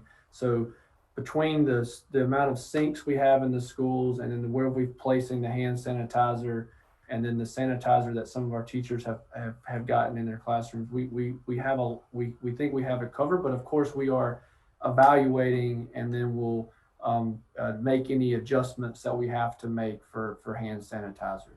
Okay. Just to go back to your question about the McDonald's and all that, we technically that stopped in 2010. While kids could leave in high school and go and get food, the Healthy Hunger Kids Act of 2010 said you had to meet the guidelines unless you had a fundraiser to serve food that didn't meet the guidelines. So those things really left a long time ago, and so they can't, unless it's a fundraising event that they've documented, all food has to meet the Healthy Hunger Kids guidelines for sodium, calorie intake, and all those different things. So that hadn't changed, and so we don't anticipate having McDonald's or Chick-fil-A brought in unless it's technically a fundraiser. Okay, thank you. You're welcome. Thank you, Dr. Holmes. Then Mrs. Agostini. I would just like to say that to Marshall Dance, Dr. Franklin's team, and Will, and everybody else, the food service, and everybody else who worked on this report, this is absolutely, without a shadow of a doubt, one of the most detailed safety reports that I've seen for schools. Having worked in various schools, it's phenomenal what y'all have done. As a parent and as a school board member and as a former student myself and a person who still works in schools, I have to say, looking at this plan and how well it's laid out, I would feel a whole lot more comfortable with sending students back in. I just had to say that because I'm looking at all the details, and as you were going over, because I work in a school, I was doing check marks in my mind as to check, check, check, check, check. And I think that this is a detailed report, and I just want to publicly thank y'all for taking the time, because I know that this is hours and upon hours of work to come up with this much detail and put this much into it. And I just want to publicly thank you for that. Thank you. Thank you, Dr. Holmes. Mrs. Agostini. Thank you, Mr. Chair. I have a few questions, and I want to thank again the team also, and I'm really appreciative that we brought in Mr. Emery and Mr. Adams. Is Mr. Emery still on the Zoom call? Yes, I'm here. Okay, I have a couple of questions. How long do you expect the $3 million supply that you purchased to last us? Well, that was in addition to what we're already supplying. So that's a stockpile for us. So okay. Yeah, we're fully prepared to do extra and meet the basic needs. Okay, thank you. And then my other question for you is, as per the recommendation of the CDC, that you all will clean the isolated rooms 24 hours after the area has been exposed. So I guess my question is, if we have an isolation room where a student has tested or an employee has tested positive, and it takes 24 hours for it to get cleaned, then we would have to find another room, isolation room for the following day? That's where yeah, you're hearing that properly, but that's where the ambiguity is. I mean, I've got some other districts that have been in school since the beginning of the month, and quite frankly, what we've had to do is just make sure that the expectation is set. We've gone in as early as a few hours after we've been notified that it's been positive, and as long as we give the disinfectant the proper dwell time to do its job, we've felt safe about going back in. So there's some ambiguity in the guidelines. We just have to really continue to talk to each other, and that has not been an issue with this relationship. Trust me. Okay. Thank you so much. I've got a few more questions, but Mr. Emery, I'm finished with questions with you. Thank you. No problem. Yes, ma'am. Do we have an estimated time or a goal time when we're hoping to go into phase 2? We wish it could happen as soon as possible. Again, it depends on the metrics that will be provided to us by DHEC. So there is no date because there is no way for us to predict like when that may happen. Okay, can we remind the public and those viewing what the metrics are for us to move from phase 1 to phase 2, since it's been a while since we've talked about that? Okay, Dawn, would you like to go over that? Yes, yes. DHEC puts out a report each Monday afternoon looking at the 2-week incidence rate. So anything greater than 200, an average of 201 cases per day, is still considered high. So we look at the 2-week incidence rate, then we look at the trend in the incidence rate. Is the trend going up? Is it flat? Or is it decreasing? And then lastly, they look at the 2-week positivity rate. So right now for Richland County, we are high in our incidence rate. We are low in our incidence trend, meaning our trend has been decreasing in Richland County over the last 2 weeks. But our positivity rate is still 22.1%. We're down from about 26 or 28% a week ago.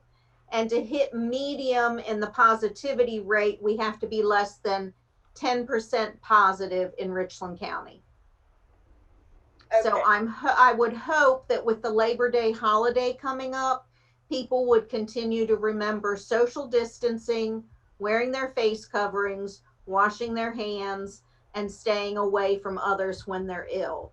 Now, I'm sure some of you saw in the media today, they have quarantined 2 fraternities at University of South Carolina because of positive COVID, which will impact our numbers depending on how many kids end up testing positive.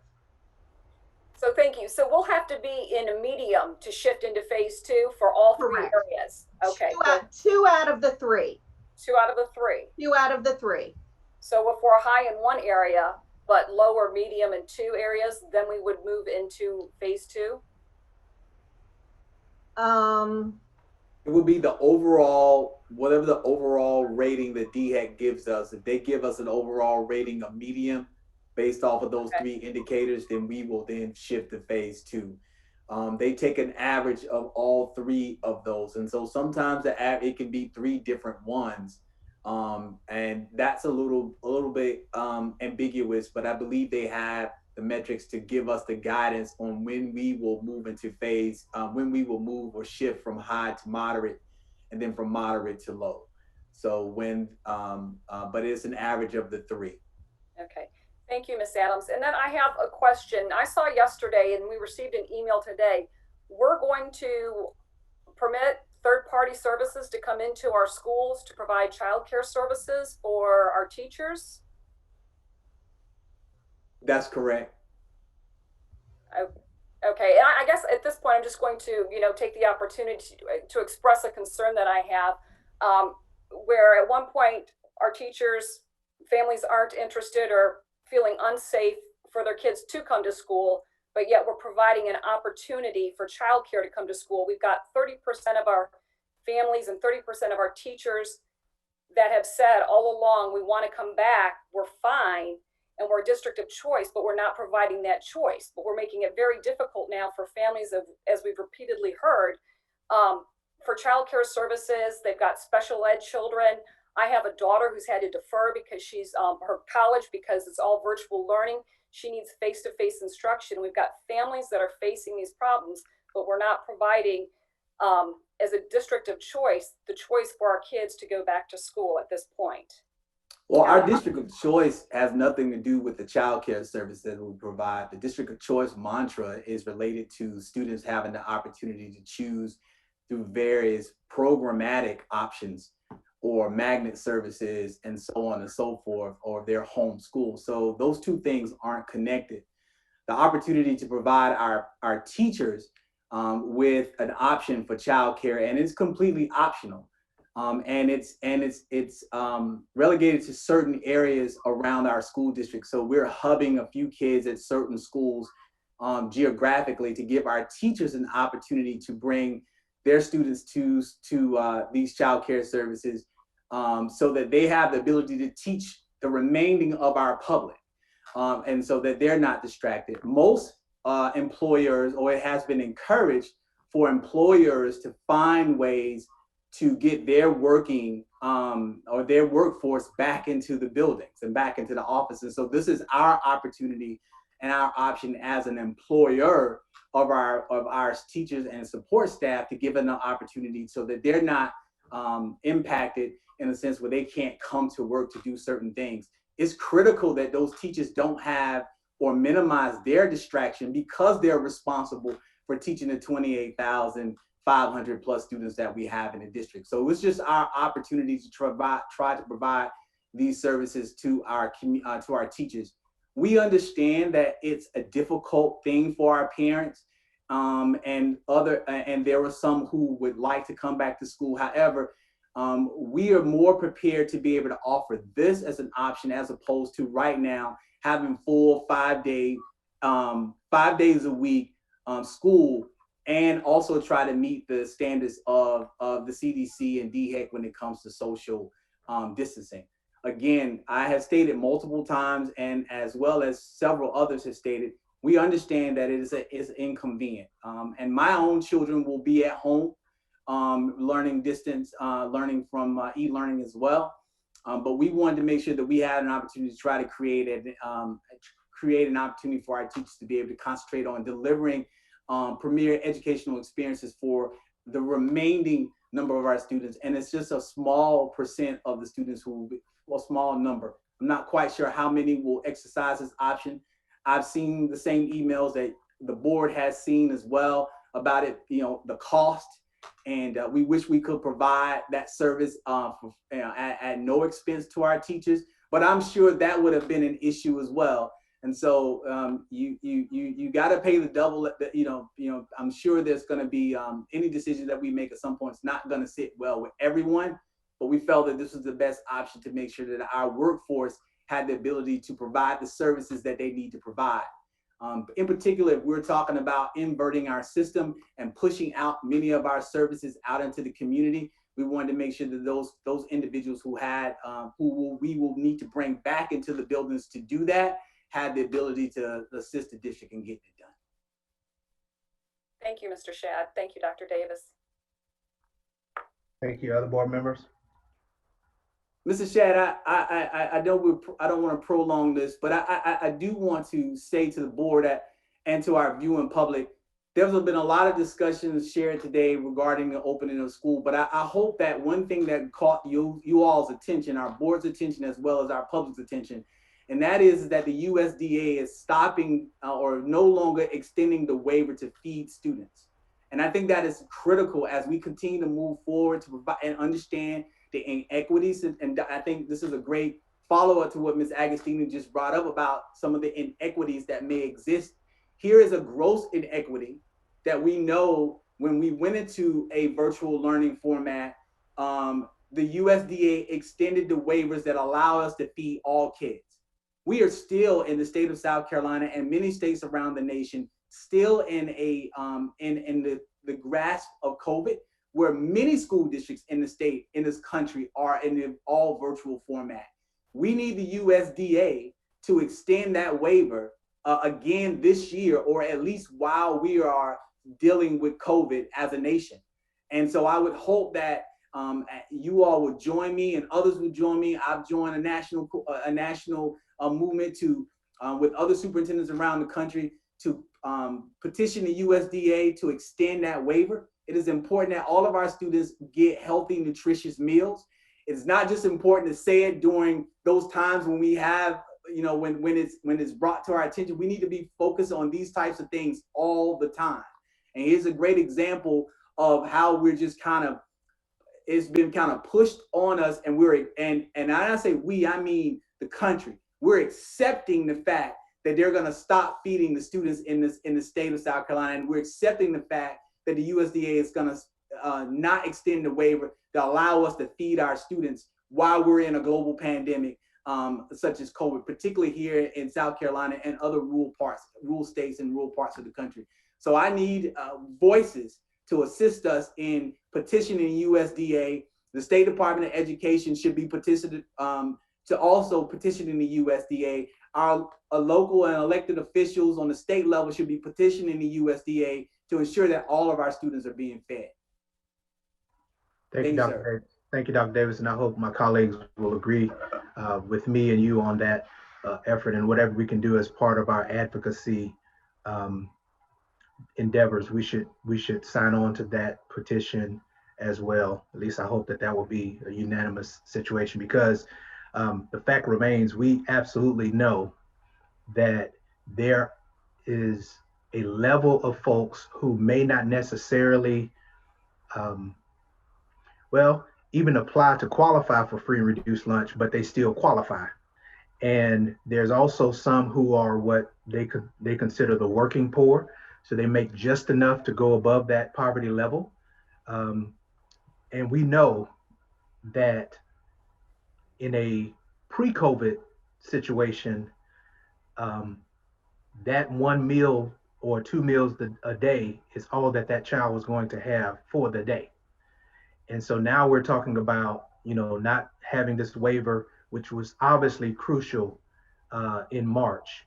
And the numbers bore it out because we kept a record of it. I believe over 500,000 meals were dispersed. So that showed the need. But that number clearly is going to be much lower because now it's limited to those who apply. And I know we strongly encouraged our parents and guardians to please apply so that we can make sure that we have the numbers that we can feed these young people. And we didn't ask any questions in March, whether, you qualified or not, we just gave them out. And, whether you characterize it as they took advantage of the situation or they just fed themselves and the school was that resource, we don't have that capacity now. And my hope is that they do make this change. So I appreciate that, Dr. Davis. So that's at least one less thing that parents and guardians have to be concerned about in terms of their children. And Mr. Manning, yes, sir. I'll come to you now, Mr. Manning, because I still have a couple of questions as well. But go ahead. Okay. I was just going to suggest, Mr. Chair and Dr. Davis, it sounds like there's a number of issues. We talked about sort of universal access for internet. We've talked about some of these food issues. We've talked about funding for public versus private schools. I would like to make a recommendation that we consider a legislative advocacy component to our board where we can vote on some of the things that we need to address to give you as the chair the support from the rest of the board behind those issues so that we can then have the letters drafted and signed to go out knowing that you have that support of the board and administration. Okay, very, very good. Thank you, sir. We'll absolutely consider that. Thank you, Mr. Manning. All right, I'm not sure if this question is for Miss McAdams and Will or Dr. Franklin, but one of the questions that I had with regard to the close contact, in terms of being near someone who presents with the symptoms within 15 minutes, within 6 feet, whether you wear your face covering or not. So I can understand that with the classroom, but if you have a bus rider who gets on that bus first thing, so they are there the longest period of time, and I know some of the routes will go over 15 minutes. And if we're talking about 66% capacity, I know it was 50% at one time, but with 66% capacity, if that bus rider presents when they are in school, I'm sure we are including that bus ride and who was sitting next to them. So logistically, how is that working with the bus driver? Are they keeping a record of where the students are so that then when the nurse is able to identify this child, then look, under the flow chart, and I know they're including the bus driver, the bus ride, are they making sure that they get in touch with the parents of those students, and then we get into the isolation period and, well, actually the quarantine period, if they've been in that close contact, because that would definitely qualify with 15 minutes. Yes, yes, we're asking bus drivers to have assigned seating just for that very reason, as well as assigned seating in the classrooms. because it's going to be crucial to know who is sitting closest to Dawn McAdams as we go back and look as who was a close contact versus who was in the vicinity. Okay, thank you. And again, everything is still on the honor system, correct? We are expecting parents to, if someone in their family, tests positive, we're hopeful that they will contact the school to let them know that this student lives with someone. And also, obviously, if their child presents any one of these symptoms, that they're going to report it. Or are we relying on our teachers to monitor these kids in the classroom? And if, I don't know, a child sneezes or what have you, then they're alerting the nurse, and then the nurse, takes steps to do what they need to do. And secondly, are we talking about rapid tests that we have in the school? We do not currently have any rapid tests. Okay. DHEC is considering piloting in some districts, some of our smaller districts, to see how that would work for the school nurse to do the swabs. How are you going to get it to the regional health department? Those kinds of logistical things. We are relying on parents not to send their children to school sick, but we'll also have to work with teachers just like we always do for any child that appears ill. Now, we recognize as school nurses that in the beginning, anyone that coughs or sneezes is going to be sent down immediately, at which point we will assess the student for new or worsening cough, shortness of breath, loss of taste or smell, or fever, which is an automatic exclusion. Or if they have other symptoms, we kind of have to put the whole picture together. Thank you.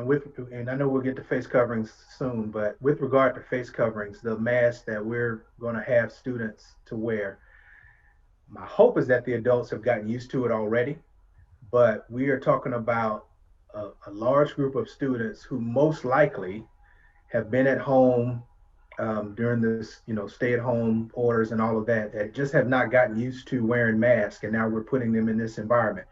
So are we doing any type of training with the students when they first come in? I know that's adding something else for teachers to handle, but getting the students trained and kind of making sure that they're going to have these face coverings and they get comfortable, just in case the parents haven't been able to do that at home. I know we're going to encourage them to do that before the 31st, but. Right, absolutely. And we've sent out messaging for parents to start working with their students. It's my intention to create a video on mask wearing do's and don'ts, that your nose and mouth and chin are covered, as well as hand washing. But everyone, we're going to have to give people some grace and lots of reminders to keep that face mask on, because it's going to be difficult. And Dr. Vickery's done a lot of research in this area in terms of students that may have trouble wearing a mask. We'll come up with some suggestions on teachers working with students on how to comfortably wear their mask or face covering. Thank you very much. Thank you, Dr. Franklin and the team, for an excellent presentation and for answering these questions. Mr. Chair, yes, I'm sorry, something just hit me. I do have a really quick question for Ms. McAdams. You said that we were relying, they would send the students down if they showed signs. Are we giving the individual teachers in the classroom thermometers, the touchless thermometers to check children, students' temperatures as they come in, as other districts are doing? Are we doing that also? No, ma'am. It's not a recommendation from DHEC. So many people are do not have a fever with COVID. It's not really a real reliable measure. While DHEC doesn't think there's a problem with it, they just don't recommend taking everyone's temperature when they enter the building or enter a classroom. So we'll be more symptom-based. And back to one of the isolation questions, part of the problem with this is when we have a student, 1 or 2 students that are waiting to be picked up, we may not know for 2, 3, 4, 5 days if they've gone to get tested and what their test results are. So it will be routine cleaning after students leave each and every day, and then the deep cleaning by Service Solutions at the end of the day. But that's kind of the problem with testing right now. Okay, the only reason I asked was, I think even though DHEC doesn't necessarily recommend that, as working in a school myself, I would look at a student. I can't really look at a student and tell if they're really sick. I can't look visibly unless they're just dreadfully sick. I know, with the touchless thermometers, as soon as you touch it, if they have a fever, it lights up orange. And at least that way they're not coming into the individual classrooms, and we're trying to assess whether they're sick or not. I'm just putting it on the table. I think that might, even though DHEC doesn't necessarily recommend that, I know other school districts are doing it, and they have actually sent some students home who have tested because parents have sent them to school with a fever. I'm just saying, I think that might be something that we might want to just take a look at. Okay, thank you. Uh-huh. Well, just a point of privilege too, Dr. Holmes, and I agree with everything you said, but just in my own household, when I took little Jamie to the dentist, I made the mistake of having her on one side of the car where we had to wait out in the parking lot for them to call us in. And so they checked her temperature. She just happened to be on the side where the sun was shining. They took her temperature, and it presented as if she had a fever. And so they said, well, let's just wait a little while, sit her to the other side, close to the AC. And they did it again, and she did not, the temperature went down. So I can just see all kinds of issues. No, well, we've experienced that. We've experienced that. We had some kids that came in, they were running to get to class, and what we did was we just let them calm down a few minutes, and then we took their temperature. But that child that did come up orange, they came up orange, and we sent them home, and we didn't allow them to go into the classroom. Whereas if we waited and sent them into the classroom to see if they looked sick, we would have never got that read on them. I'm just putting that out there that, any precaution that we can add, I don't see where there should be a problem with that. That's just something I wanted to throw out there. Yes, ma'am. Thank you. Uh-huh. All right. Anyone else? All right. Thank you again. All right. And now we will move to item 8.3, a policy proposal. Again, no action requested. This will be the quote unquote first reading of policy ADD face covering. Dr. Davis. Thank you, Mr. Chair. Mr. Chair, members of the board, we have Dr. Franklin with us this evening as well to share with you the policy for face covering. This policy, I believe, is code ADD. Again, as you stated, Mr. Chair, this is for first reading, and for discussion, we will take and modify the policy as seen fit by the board, and then bring it back for a second reading. Dr. Franklin. Thank you, Dr. Davis. Mr. Shad, members of the board. The School Boards Association provided us a model policy that is based on the State Department of Education's face covering guidelines. Of course, those guidelines are already in effect. District administration made suggested changes to the model policy. We then sought feedback from student leaders, a group of office professionals, PAC and FAC. And I will note that the most strict feedback came from the student group. Based on feedback from those partner groups, additional changes were made to the draft, and district administration presents the draft to you this evening.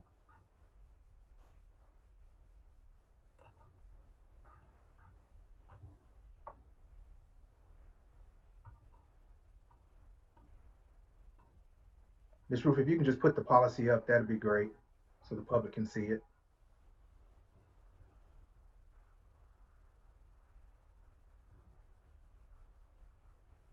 And board members, of course, we received this earlier. Is there anyone that has any questions for Dr. Franklin or Dr. Davis? Ms. Agostini?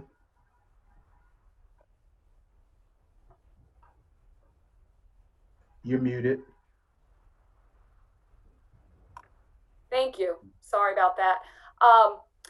My question is under staff members. I struggle with, and this has happened before, where staff members include, and one of the inclusions is school volunteers. And I'm leery about having them included as a staff member. And I would like to see them considered under the definition of visitors, so that we don't ever confuse a school volunteer as a staff or an employee, a district employee. Thank you. And if that's the pleasure of the board, we can make that change. Ms. Agostino, I'm sorry, which page are we talking about? 'Cause I do have staff members.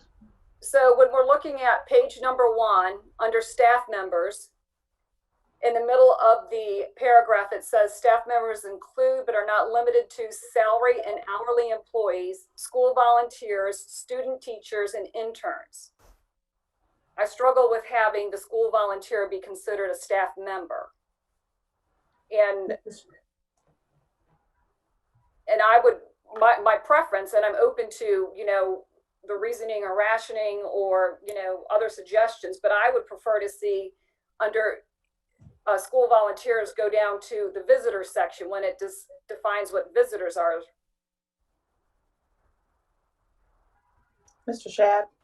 Yes, Ms. Mackey.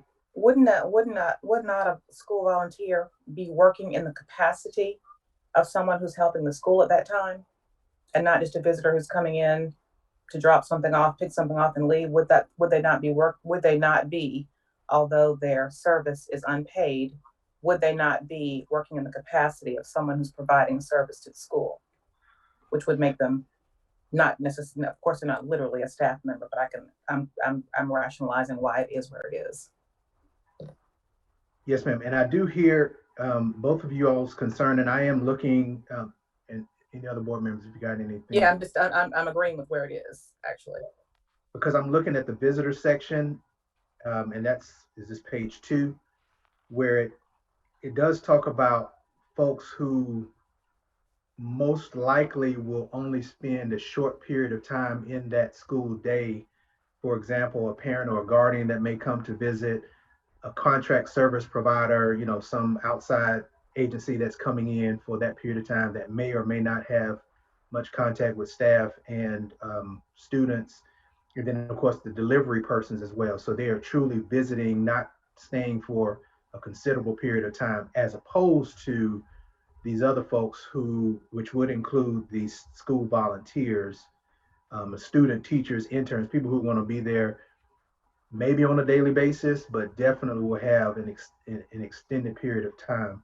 But, you know, Ms. Agostino, I'm assuming you want to make a motion to have it shift from the school volunteers to the visitor section. And if that is your motion, then, you know, I'm willing to entertain a second on that. Yes, I would like to make that motion so that it's clear that we don't consider school volunteers as staff. Okay. And Mr. Chair, I'll second that motion, because Okay. I totally agree. We don't want to confuse school volunteers, because I know in the past when we've had incidents to occur and folks have been volunteers, the news, the media tried to portray them as staff members, and we had to go back and clarify they were volunteers. So we probably don't want to list them as volunteers up under staff. Dr. Davis, hold on. You have the motion, you have the second, so I'll wait to the discussion.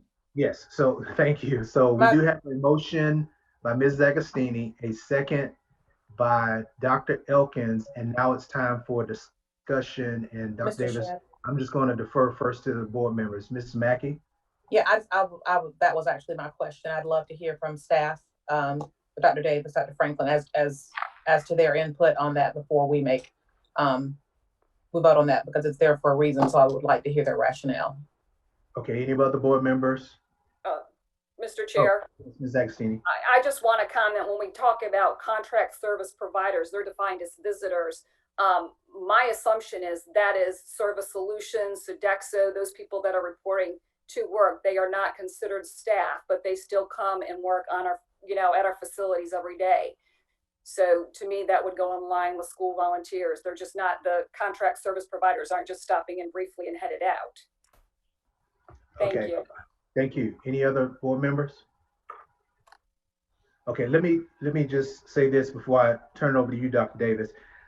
As I'm reading this first page with regard to staff members, it specifically contemplates that you are conducting business on behalf of the district, as opposed to the visitor section, which doesn't talk about that at all. In fact, there's more constraints on being a staff member with regard to face coverings. You don't have as many restraints on the visitor section. For example, if a visitor refuses to put on their face covering, they'll be asked to leave. If a student volunteer, a school volunteer who we have somewhat direction over refuses, and then they're in the visitor section of this policy, then we don't necessarily have as much control over them, just like, any parent or what have you, other folks that fall into this. So I'm a little confused, Dr. Davis, and maybe you can clarify for that. If this motion passes and we move a school volunteer to the visitor section, how will we, in terms of direction, be able to control this school volunteer who will be seen as a visitor, but frankly, with all due respect, is clearly not a visitor to our school. We got them there for a reason, and they will be there for an extended period of time. So if y'all can shed some light, either Dr. Franklin or Dr. Davis. Mr. Shad, to answer the second part of your question, I'm not really quite sure how we would do that. I haven't given that any consideration of thought at this moment. I do know that school volunteers can be somewhat a tricky type of a situation. We have had individuals who are school volunteers, but they do receive a stipend. They are some of them are volunteer coaches, and they receive a stipend from the school district. And so, but technically they're not an employee. They are a paid volunteer for all intents purposes. So, and I think Mrs. Williams can probably speak on that. So this kind of incorporates all those individuals who basically come to our school on a regular basis. I've seen volunteers as the principal at Spring Valley who essentially may even have an ID, who access the building quite regularly. And this is from my experience as an assistant administrator, assistant principal, and a principal there, who access the building quite regularly because they provide so many services for our school district and a particular school. A more simple solution may be for the board to consider is to just simply put a slash after in the subject heading, staff members / school volunteers, as opposed to try to move school volunteers out of the body of the policy and place it somewhere else. Just add staff members / school volunteers, and that will cover those individuals under this section. Okay, thank you. Dr. Elkins? Dr. Davis, would you suggest maybe paid school volunteers, since you mentioned the fact that some are paid? Yes, but it would be volunteer regardless whether they're paid or not paid. The same way with interns. I mean, for all intents and purposes, a student intern is not a staff member. But they are treated such as a staff member while they're on our campus. They get an ID as a student intern or as a student teacher. And so they're treated, but they're not compensated by the school district at all. So technically they're not a staff member, but they're treated in such a way. And that's why it says staff members include, but are not limited to salary or hourly employees. So that's anyone that we see or treat as a staff member. And so I think a simple solution may be to just add / staff member after the title, and then that would include all those individuals in the body of this section. Thank you. Any other board members on this particular motion? Ms. Agostini, you still want to move forward with your motion, or do you want to withdraw it given Dr. Davis's suggestion? You're muted. I thank you, and I'm happy to withdraw it, but I'd like to make a new motion. Okay. Yes, ma'am. Okay, so I'd like to make the motion that we do the staff members / school volunteers as the heading. And also first line, staff members and school volunteers. So add and school volunteers will wear a face covering. And then under staff members include, that sentence, strike the word school volunteers. So that is not included in the definition.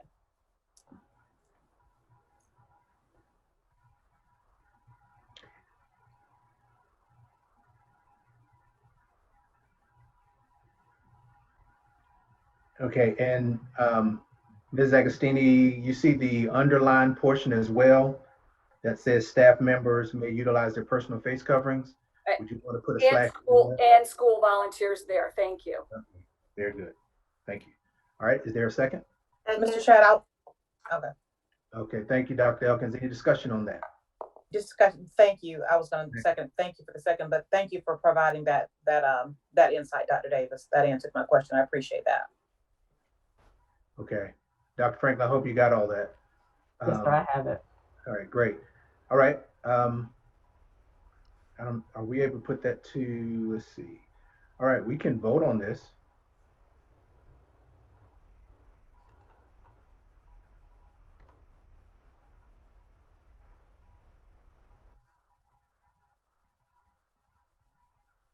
This is not an action item, so it would have to be a hand vote if you want to vote. Okay, gotcha. Okay. So seeing no discussion, all those in favor of Ms. Agostini's motion for those particular changes to the staff member section, please raise your hand in favor. All right, any opposed?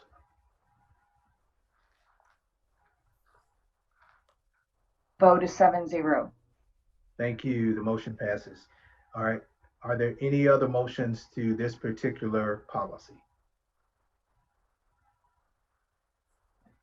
Okay, great. Thank you, Dr. Davis. Thank you, Dr. Franklin. Now we move to item 9.1, the draft agenda items for our September 8th, 2020 board meeting. Dr. Davis. Thank you, Mr. Shad.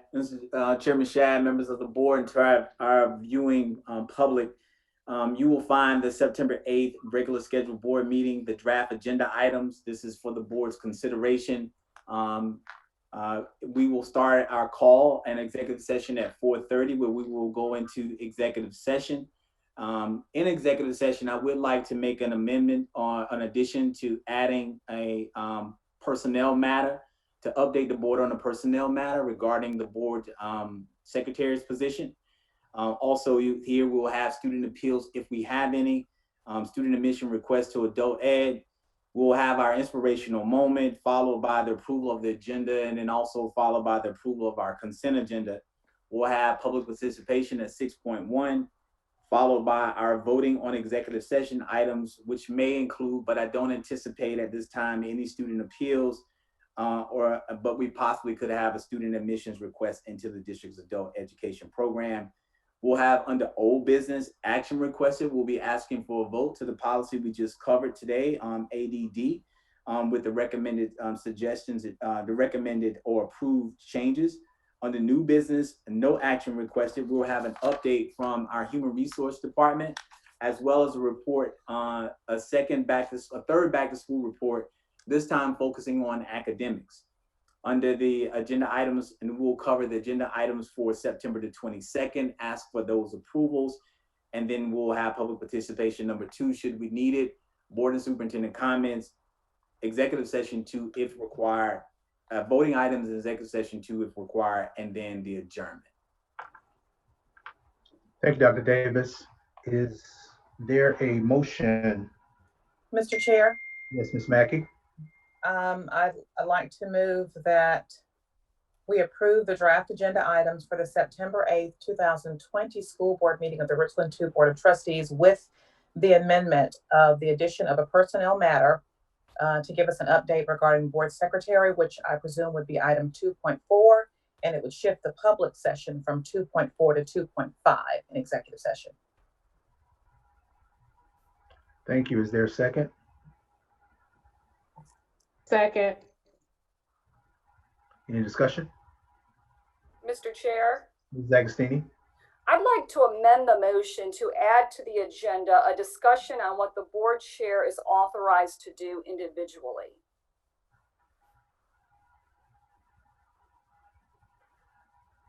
Okay, that Mr. would Chair, be, Mr. that Chair, would I'd like for, be go ahead. a motion for a friendly amendment. So Mrs. Mackey, since you are the author of this original motion, do you accept?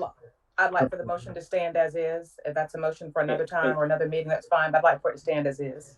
Mr. Chair, we don't do friendly amendments anymore. We can do a secondary amendment to the primary amendment, but the friendly amendments are not actually technically a part of Robert's rules. And I can make a secondary amendment, can I not? Sure. Yes. So what is your secondary amendment to this motion? Is to add a discussion about what the board chair is authorized to do individually. Where?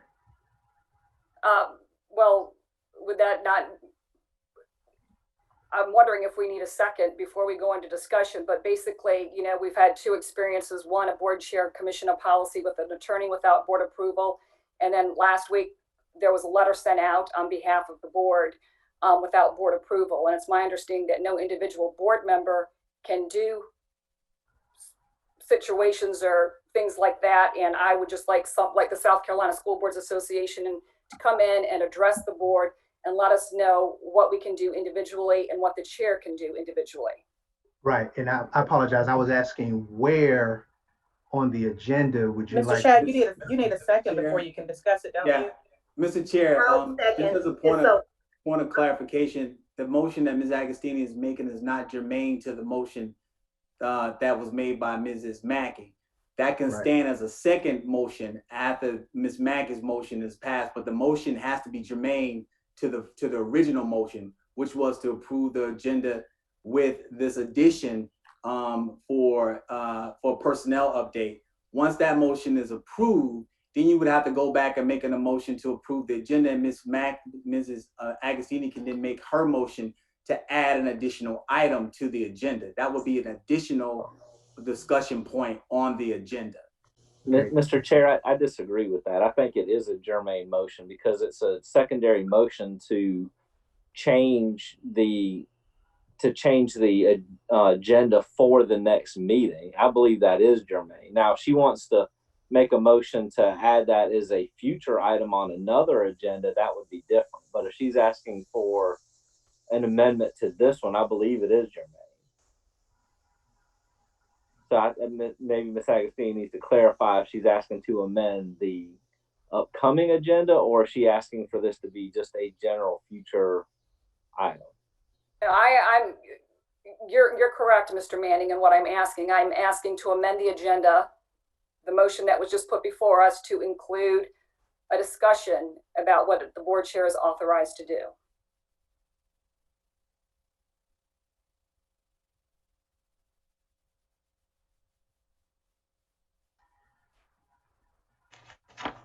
So, Mr. Chair, I believe you had a motion and a second. I believe I heard Dr. Elkins second it somewhere in there. Yes, she did. All right, is there a discussion to Mrs. Agostini's motion? I have a question. I second the motion just so I can get some clarification. Ms. Agostini, are you just trying to find out what are the duties of a board chair? I mean, I'm not sure what you're asking, but I second just so I can get some clarification. Thank you for asking. I guess I have a concern, reading through board policy, I'm looking for someone to point me in a direction where our board chair is authorized to go commission the attorney without board approval, without a board vote in public to draft up a policy. And then we had a letter that was sent out last week as well on behalf of the board that I felt, but again, I'm seeking clarity on what the roles of the board chair can do on their own, because again, I'm thinking that the letter's supposed to come to the board for a board vote, sort of like what Mr. Manning was referring to, getting together a group for some advocacy and, perhaps sending out letters on behalf of the board. But my understanding would be with that we would have to bring it to a board meeting for a board vote. So let me make sure, rather than a discussion, do you think that probably should be a workshop, a board workshop on the duties of the board chair, or I'm just asking for clarification?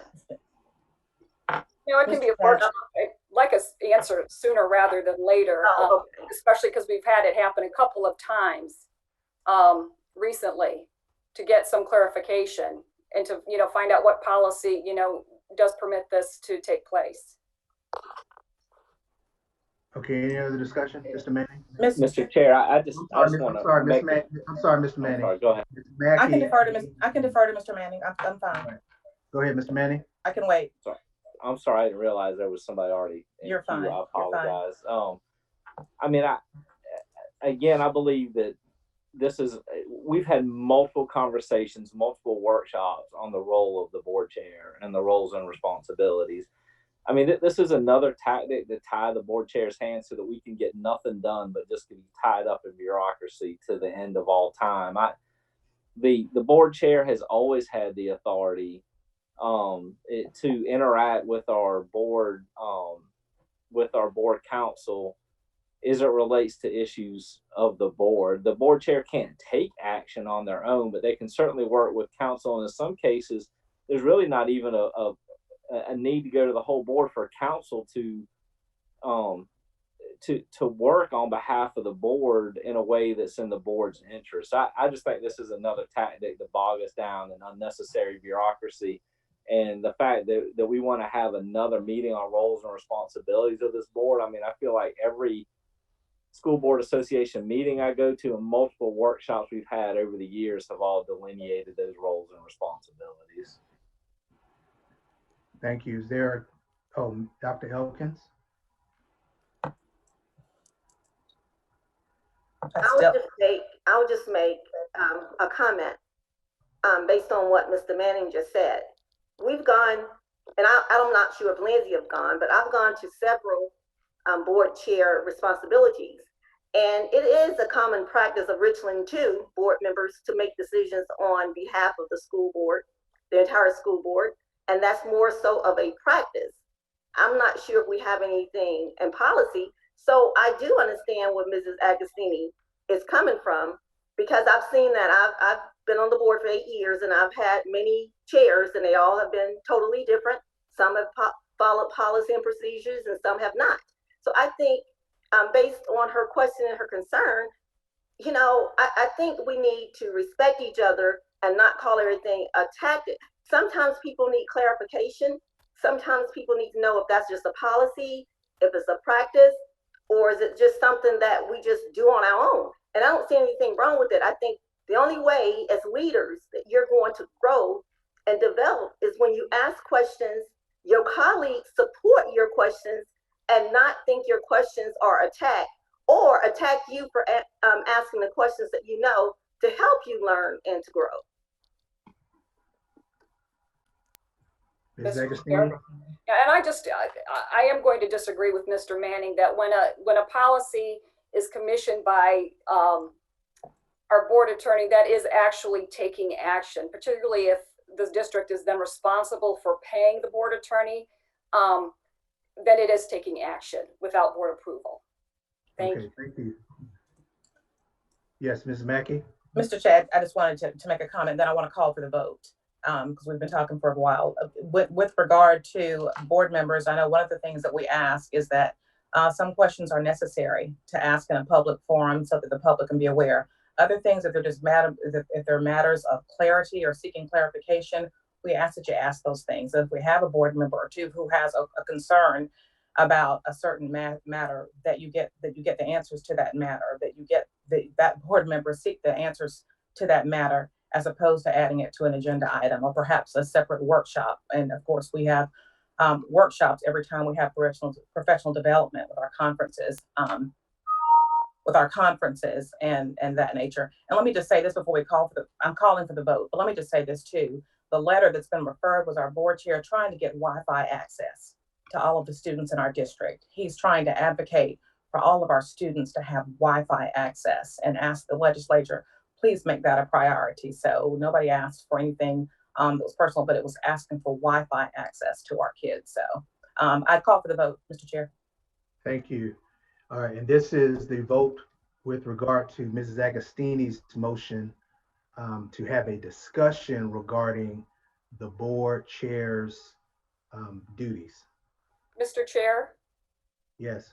for parliamentary procedures, do we not have to vote on the call for the vote? And I agree, I support it, but my understanding is we have to vote on the call for the vote before we actually vote on the motion. That is a call for, I don't understand what you're saying. You have to vote for the call to vote. That's not my understanding. Once a call has been made and the chairs recognize the call for the vote, then we have the vote.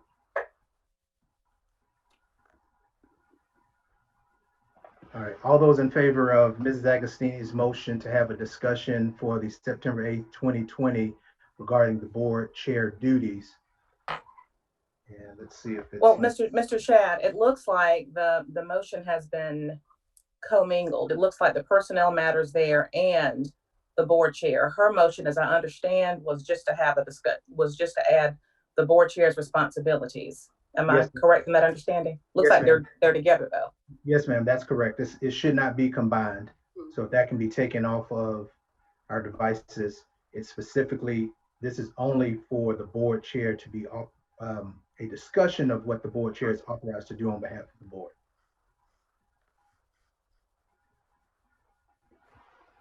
Mr. Chair. Mr. Chair. Yes, Dr. Elkins. For clarification again, would you please repeat what that motion is that we're getting ready to vote on?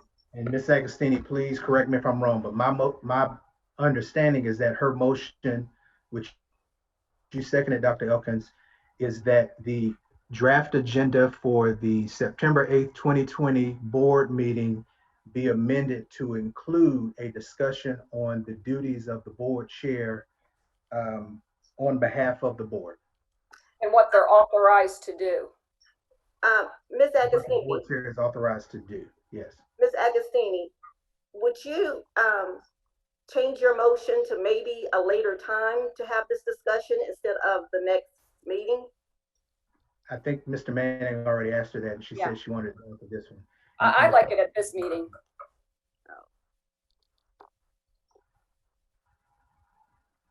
All right, let's see. All right, it looks. That's correct. It's correct. Okay, thank you. All right. Please register your vote.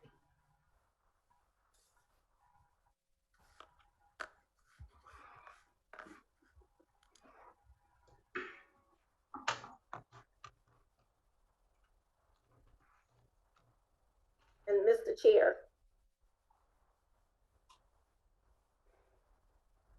Yes, Dr. Elkins. I want to say to Ms. Agostini, to the board and to the public, I voted yes on this only because I feel as elected officials and as board members, if we have a burning desire for something, whether someone agrees with it or not, I think we have to give that person an opportunity to get the answers that they need. So that's why I agreed on this, because if any one of us have a concern about anything, I'm going to support that, because I want you to be able to walk away with clarity and to understand, so you can be the best board member that you can be. And I think the only way to do that is not to shut a board member down who's been voted by constituents, but to allow them the opportunity to get their questions answered. Now, however, certain questions can be answered without a meeting. That could be a conversation with the superintendent or with the board chair. So I just wanted to put that out there. Thank you, Dr. Elkins. What's the result of the vote? I don't have a vote for Mr. Manning or Dr. Holmes. Oh, I just got it, Mr. Manning. I wanted to make sure I was voting on the right thing. I was voting no to the amendment to the motion. I wanted to make sure that's what I voted no for. Okay. All right. I just. And the same with me, Mrs. Avery Hart. My vote was no. Okay. Ms. Everhart, my vote is no, but I'd like to just say this.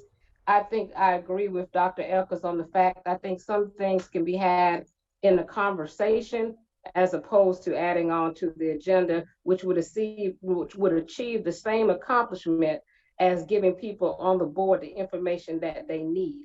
I think we have to be careful about what we put out there and maybe perhaps our motives for doing things. Clarity is something that everybody should have. I agree with that, but I think that there's ways to do things. I just had to say that. So my vote is no. The vote is 5-2, or 2-5, I'm sorry, 2 yes, 5 no. Thank you. The motion fails.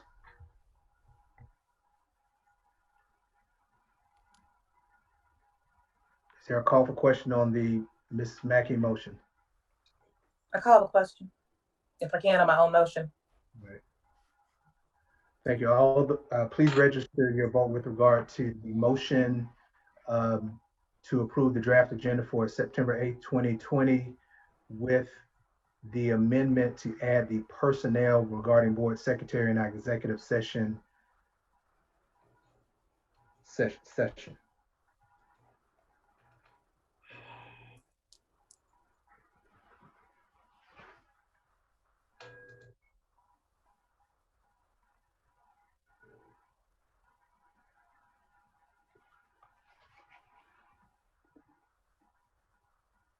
I'm waiting on a vote from Dr. Elkins Johnson and Dr. Holmes.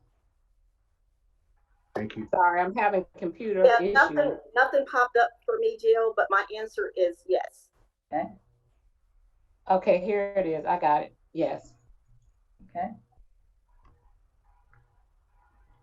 The vote is 6-1. Thank you. The motion carries.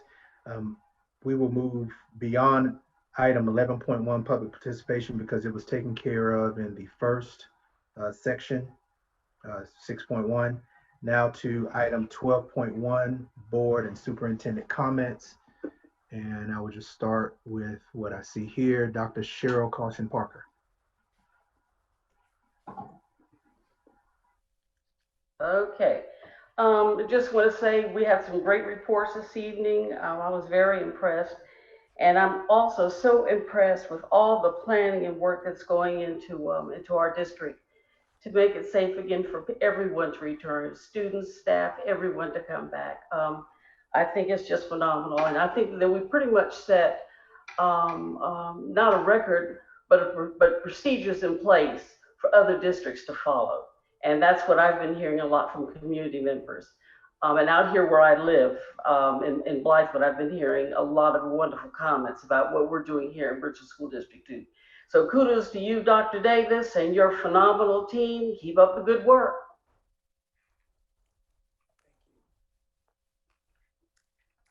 Thank you. And now, Ms. Agostini.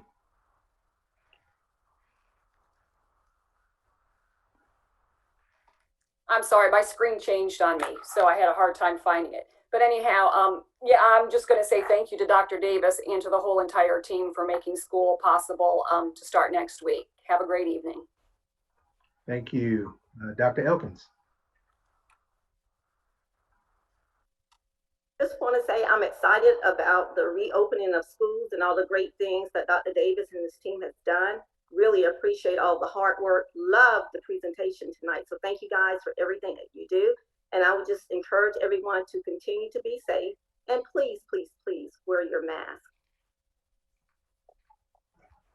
Thank you. Mrs. Mackey.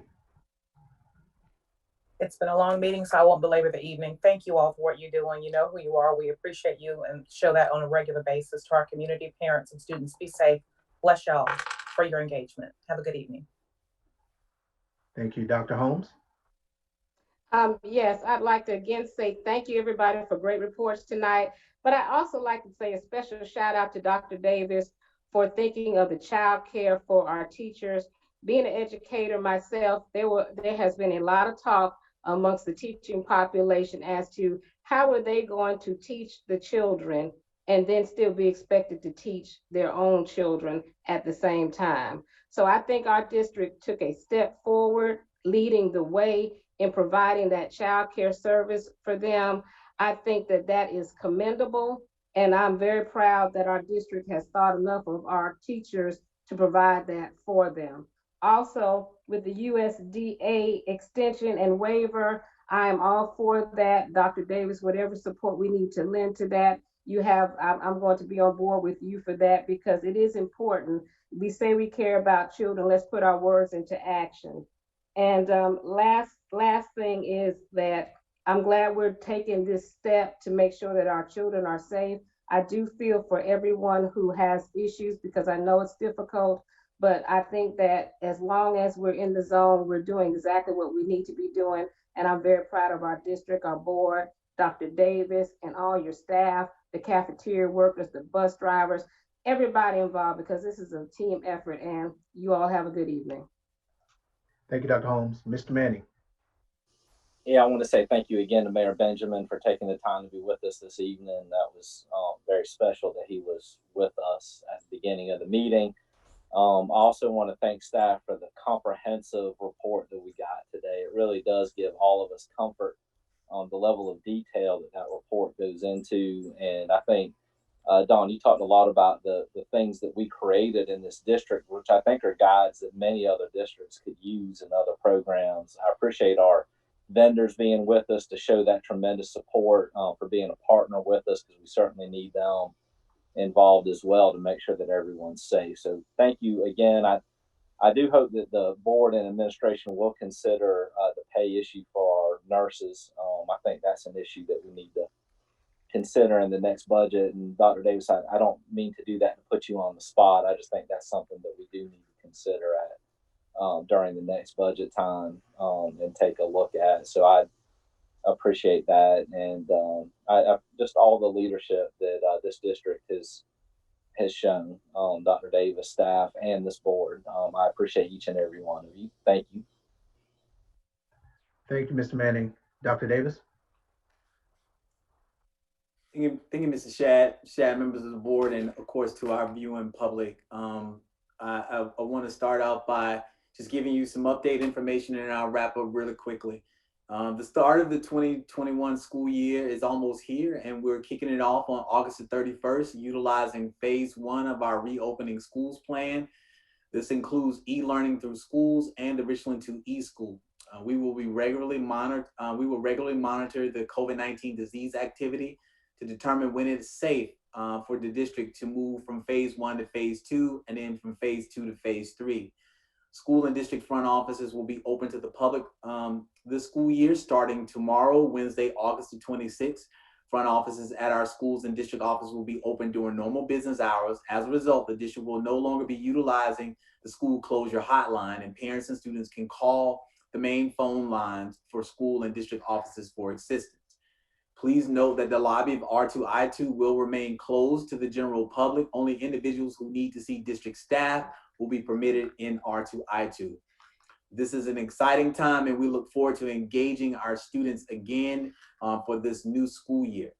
I want to shout out and give a congratulations to Principal Dr. Kathy Stack and her team at Forest Lake Elementary. The Forest Lake Elementary NASA Explorer School has been named as a nationally certified demonstration magnet school by the Magnet Schools of America. Nationally certified magnet schools provide high quality, innovative educational options to families and students to promote choice, diversity, and academic success. Forest Lake has met rigorous magnet standards of excellence set by the National Institute for Magnet School Leadership.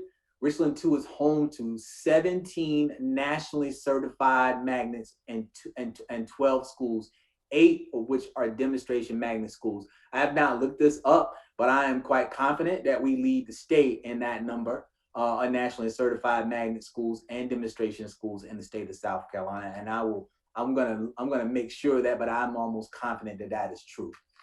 Dr. Timothy Hicks, a teacher at Dent Middle School, has been named the 2020 State History Teacher of the Year. And this award is presented annually by the Gilman Lehman Institute of American History, and the nation's leading organization dedicated to K-12 American history education. Nationally board certified, Dr. Hicks teaches in TLC, the Learning Collaborative Magnet Program at Dent, where he has taught for 26 years. And he is one of 53 finalists vying for the National History Teacher of the Year award. We want to give him all good vibes and shout outs to him as he pursues the national award. And then there are 3 Richland 2 schools that have received awards from the South Carolina chapter of the National School Public Relations Association. Bridge Creek Medical Engineering and Discovery, or MED program, through the Arts Magnet School has won 3 awards. Summit Parkway Middle School won 1 award, and Ridgeview High School Arts Innovation and Medical Science Magnet School won 11 awards. Ridgeview's work on its infamous Take My Horse parody video received a Golden Achievement Award and was named Best in Show. I believe this was last year. It was, I don't know if it quite went viral, but it was an outstanding parody of Take My Horse. And lastly, since this is our last board meeting before the start of the school year, I do want to publicly thank our board. I've done this before, but I want to continue to thank our board. I want our community to understand how many hours goes into the work of being a board member, and how important it is for us to operate and work together as a team to ensure that we're providing premier educational experiences for our students.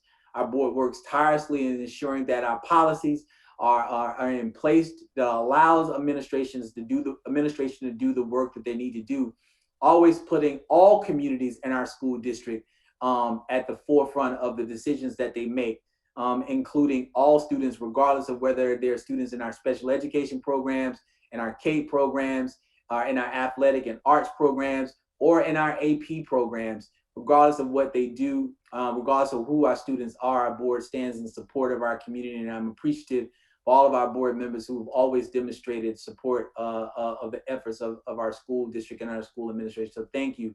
To our teachers, I can't say enough. I said this the last time. My hats go off to the Richland School District 2 teachers.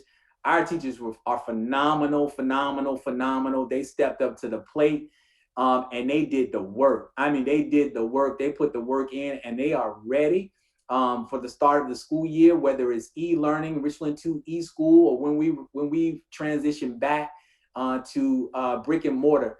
And I know, to our school board, our teachers are very appreciative of your willingness to stand along with this administration as we made sure that they had an opportunity to return back to work in the safest environment possible, to make sure that they can be there for our students all year long and that our students can be there. To our parents, thank you so much for your flexibility, your understanding, your cooperation. Even when you don't agree with the things that we may have done, I still appreciate all the dialogue, all the input, and all the support.